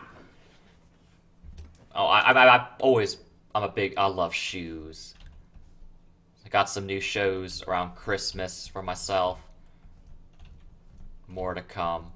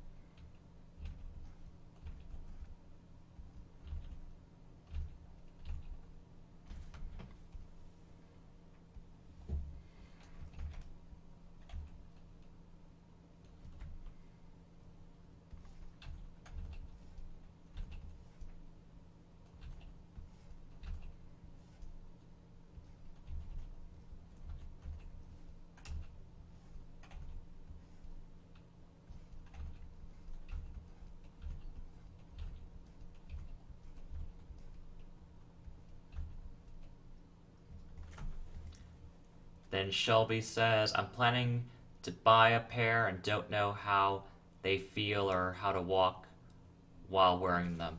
Oh, I think I shared some of those resources with you a while ago, in a on in a note on FA, and then you could check on YouTube for some tutorials on how to walk.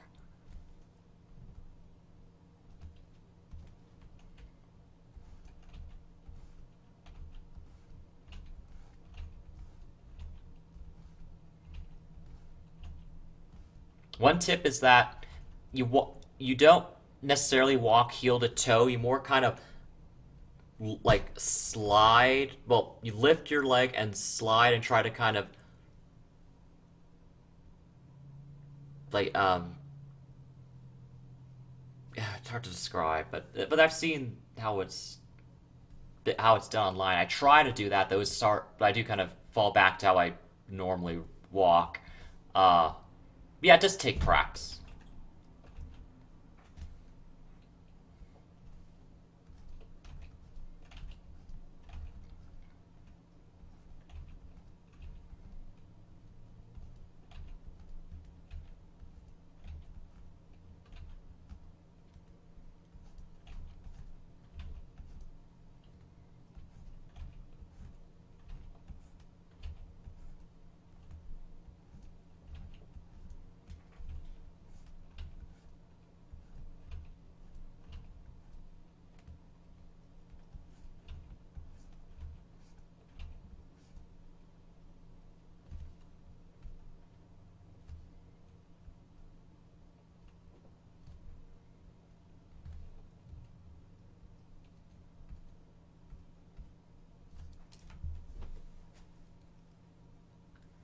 Ashfall says, I feel like it would be similar to high heels, mostly because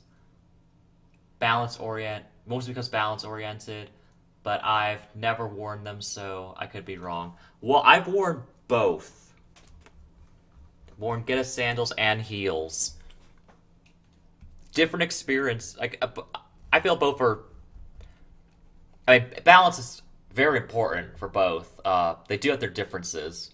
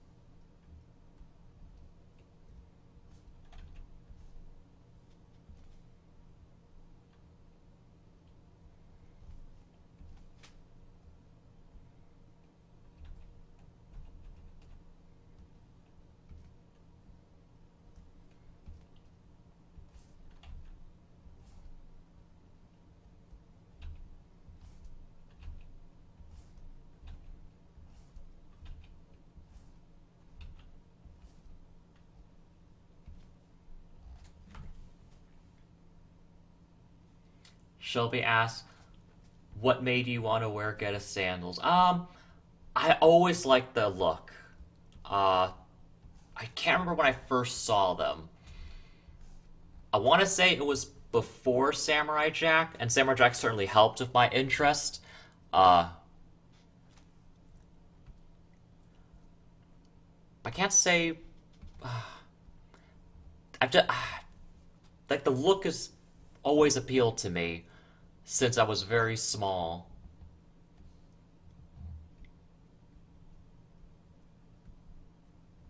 I mean, I've like I mentioned, I had my weeaboo days, but my own family in real life has had a history with Japanese culture. My dad used to work for a Japanese student exchange program, so from a formative age, I was introduced to the culture. I studied Japanese in school, and I studied a bit on my own when I can.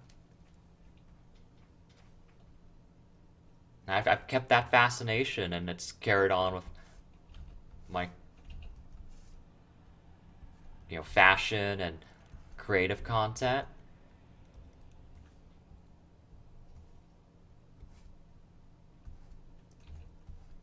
And it's a something I want to keep honoring.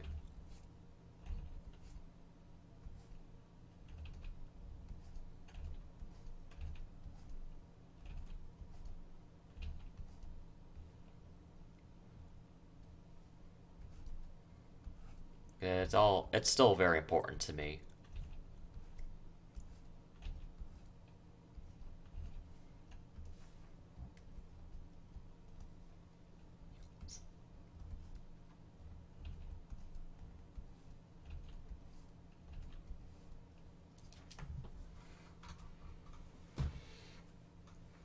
Ooh, okay, that fur on the side. Well,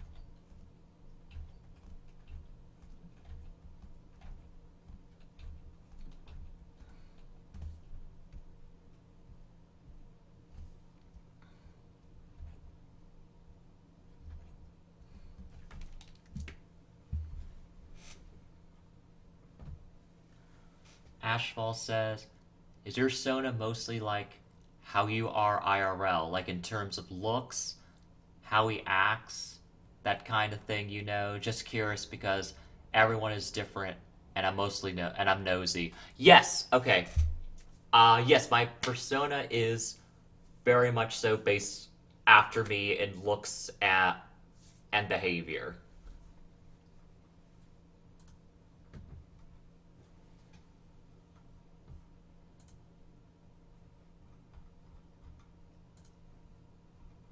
For me, it was just very simple for me to create a character that I could connect to right away.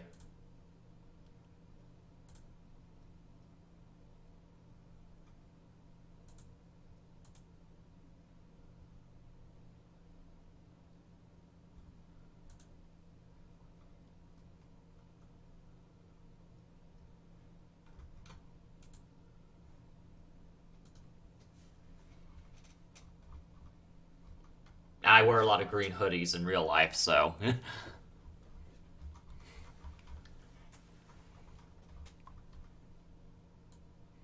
How is this main supposed to look? I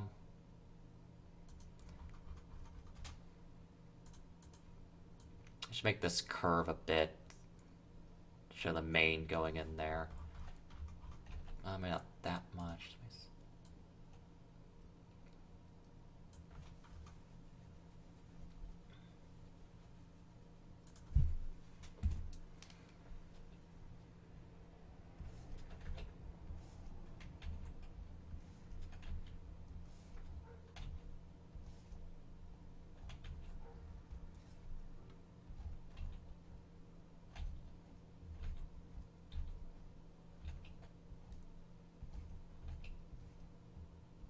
Yeah, well, another thing my persona, for why I want him to be like me, is when I draw. When I like drawing pictures with when he interacts with other people's characters. I draw a lot of these, friendship scenes, and I like feeling with a lot of these people I've never met in person, but I'd still like to form that connection in a drawing, and having the character feel a lot like me makes the connection a bit more personal. Does that make sense? I probably sound a bit jumbled. I mean, it is getting late for me.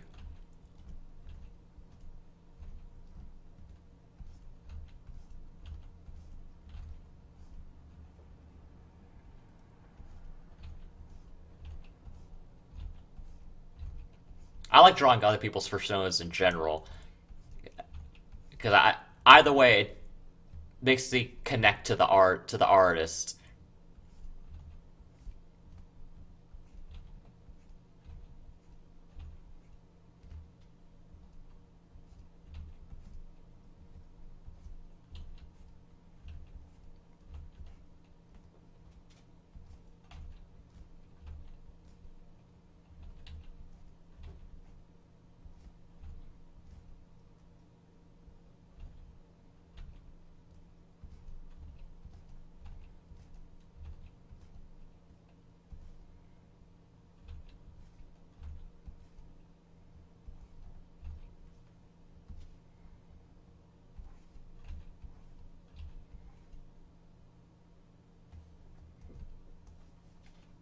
Also, one thing I like having my persona as a projection of myself is using him to portray confidence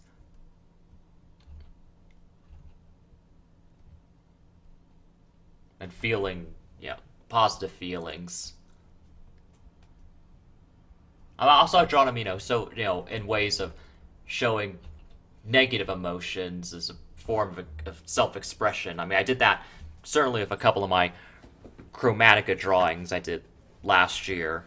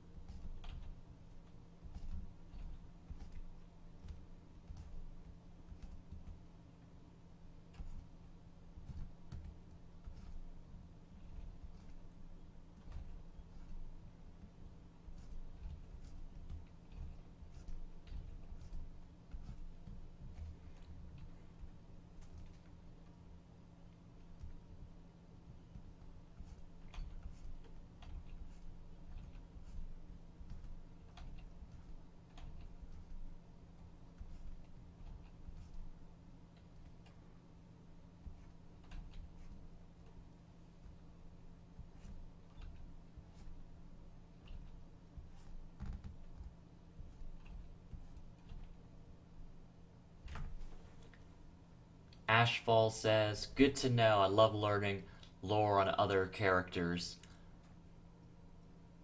Oh, on others' characters. Yes, especially if I go to write stories about them. Makes it much easier to make dialogue for said character." Oh, yes, I agree. I should get back to some writing too. Haven't done that in a while. I actually started off as a writer on FA. Um,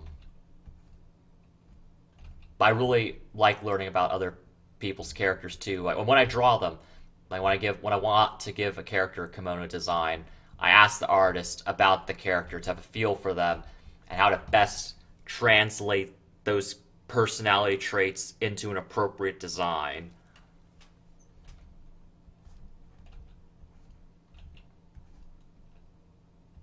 Like, would this character be more casual? Would they be more bougie? Bright colors, dark colors? Like, my goal is to come up with a design that fits that character. Like, would they actually wear this?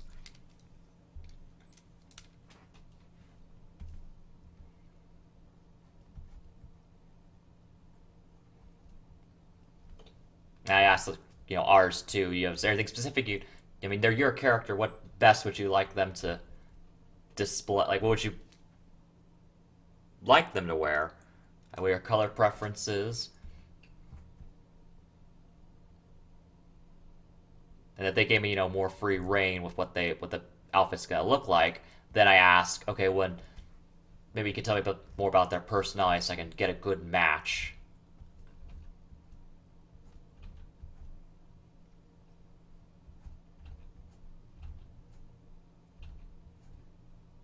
I adore making those kimono designs so much. Just a fantastic design exercises.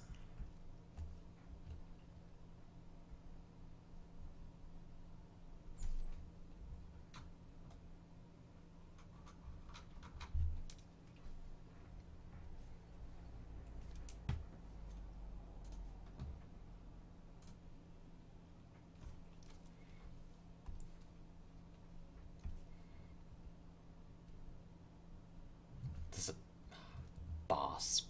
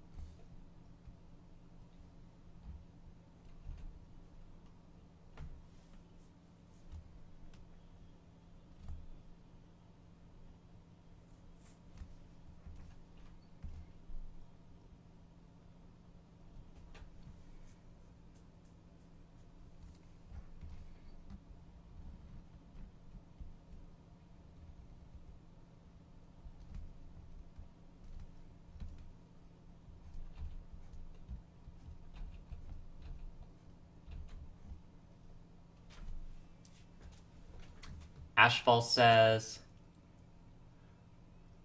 "The way you draw kimonos, heck, the way you draw in general is just awesome. Definitely a cute, cartoony type style." Aw, thank you so much. Yeah, I'm really trying to do what I can to improve my style and get better at drawing with the time I can allot to it. Given that I work full time and have a lot of other stuff I want to try doing.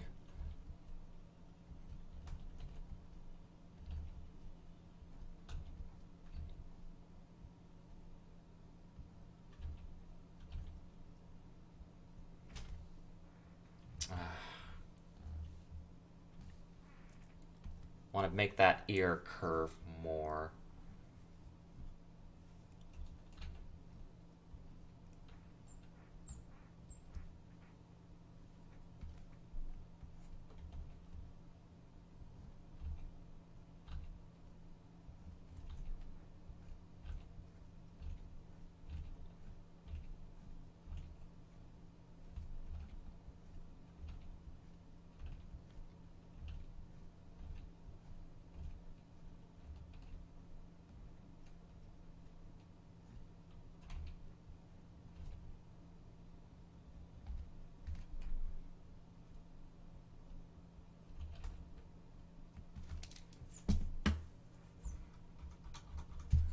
ear.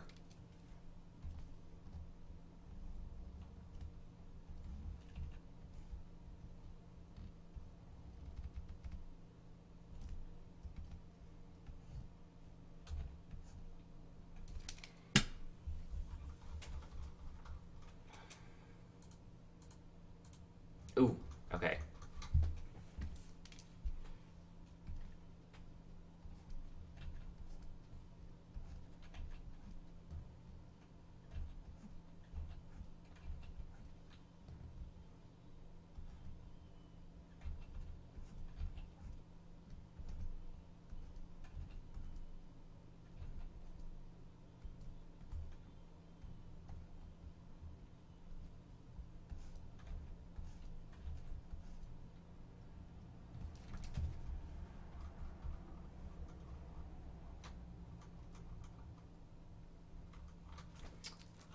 Let me put a little.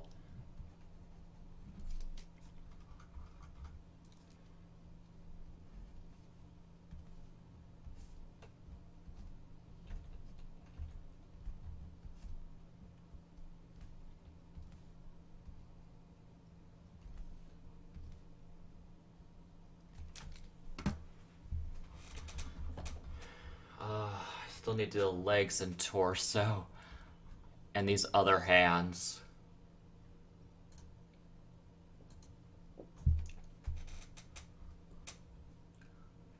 Alright. Well, I've been streaming for a bit over 2.5 hours, and it is almost 11 p.m. my time. So I think I'm gonna call it a stream for tonight. Really glad you all could join me for the stream and watching live or later on Twitch or on YouTube. It's always I have so much fun doing these, and yeah, just gonna keep making progress with this commission.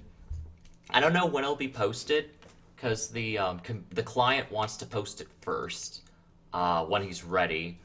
So this one, you'll see this one at some point. And I want to get to some other drawings. I'm going to be doing try to get a lot of sketching done tomorrow.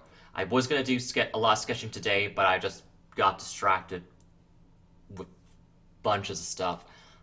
So yeah, tomorrow, hoping that's a good sketch day. Yeah, so I can do more of those January drawings. And oh, I need to do a trade too with someone. And some other stuff. Oh my goodness, I have such a big art to-do list. Oh my goodness. Okay. But I made progress tonight. Yes, this was progress. I'm very happy. And I'm so happy you all could watch. So. Oh yeah, good night, Shelby. Oh, it's almost oh, excuse me. Almost midnight in Florida. Yes, okay. Yeah, it's late. So, yeah. Thank you so much for watching. I'll see you all next time.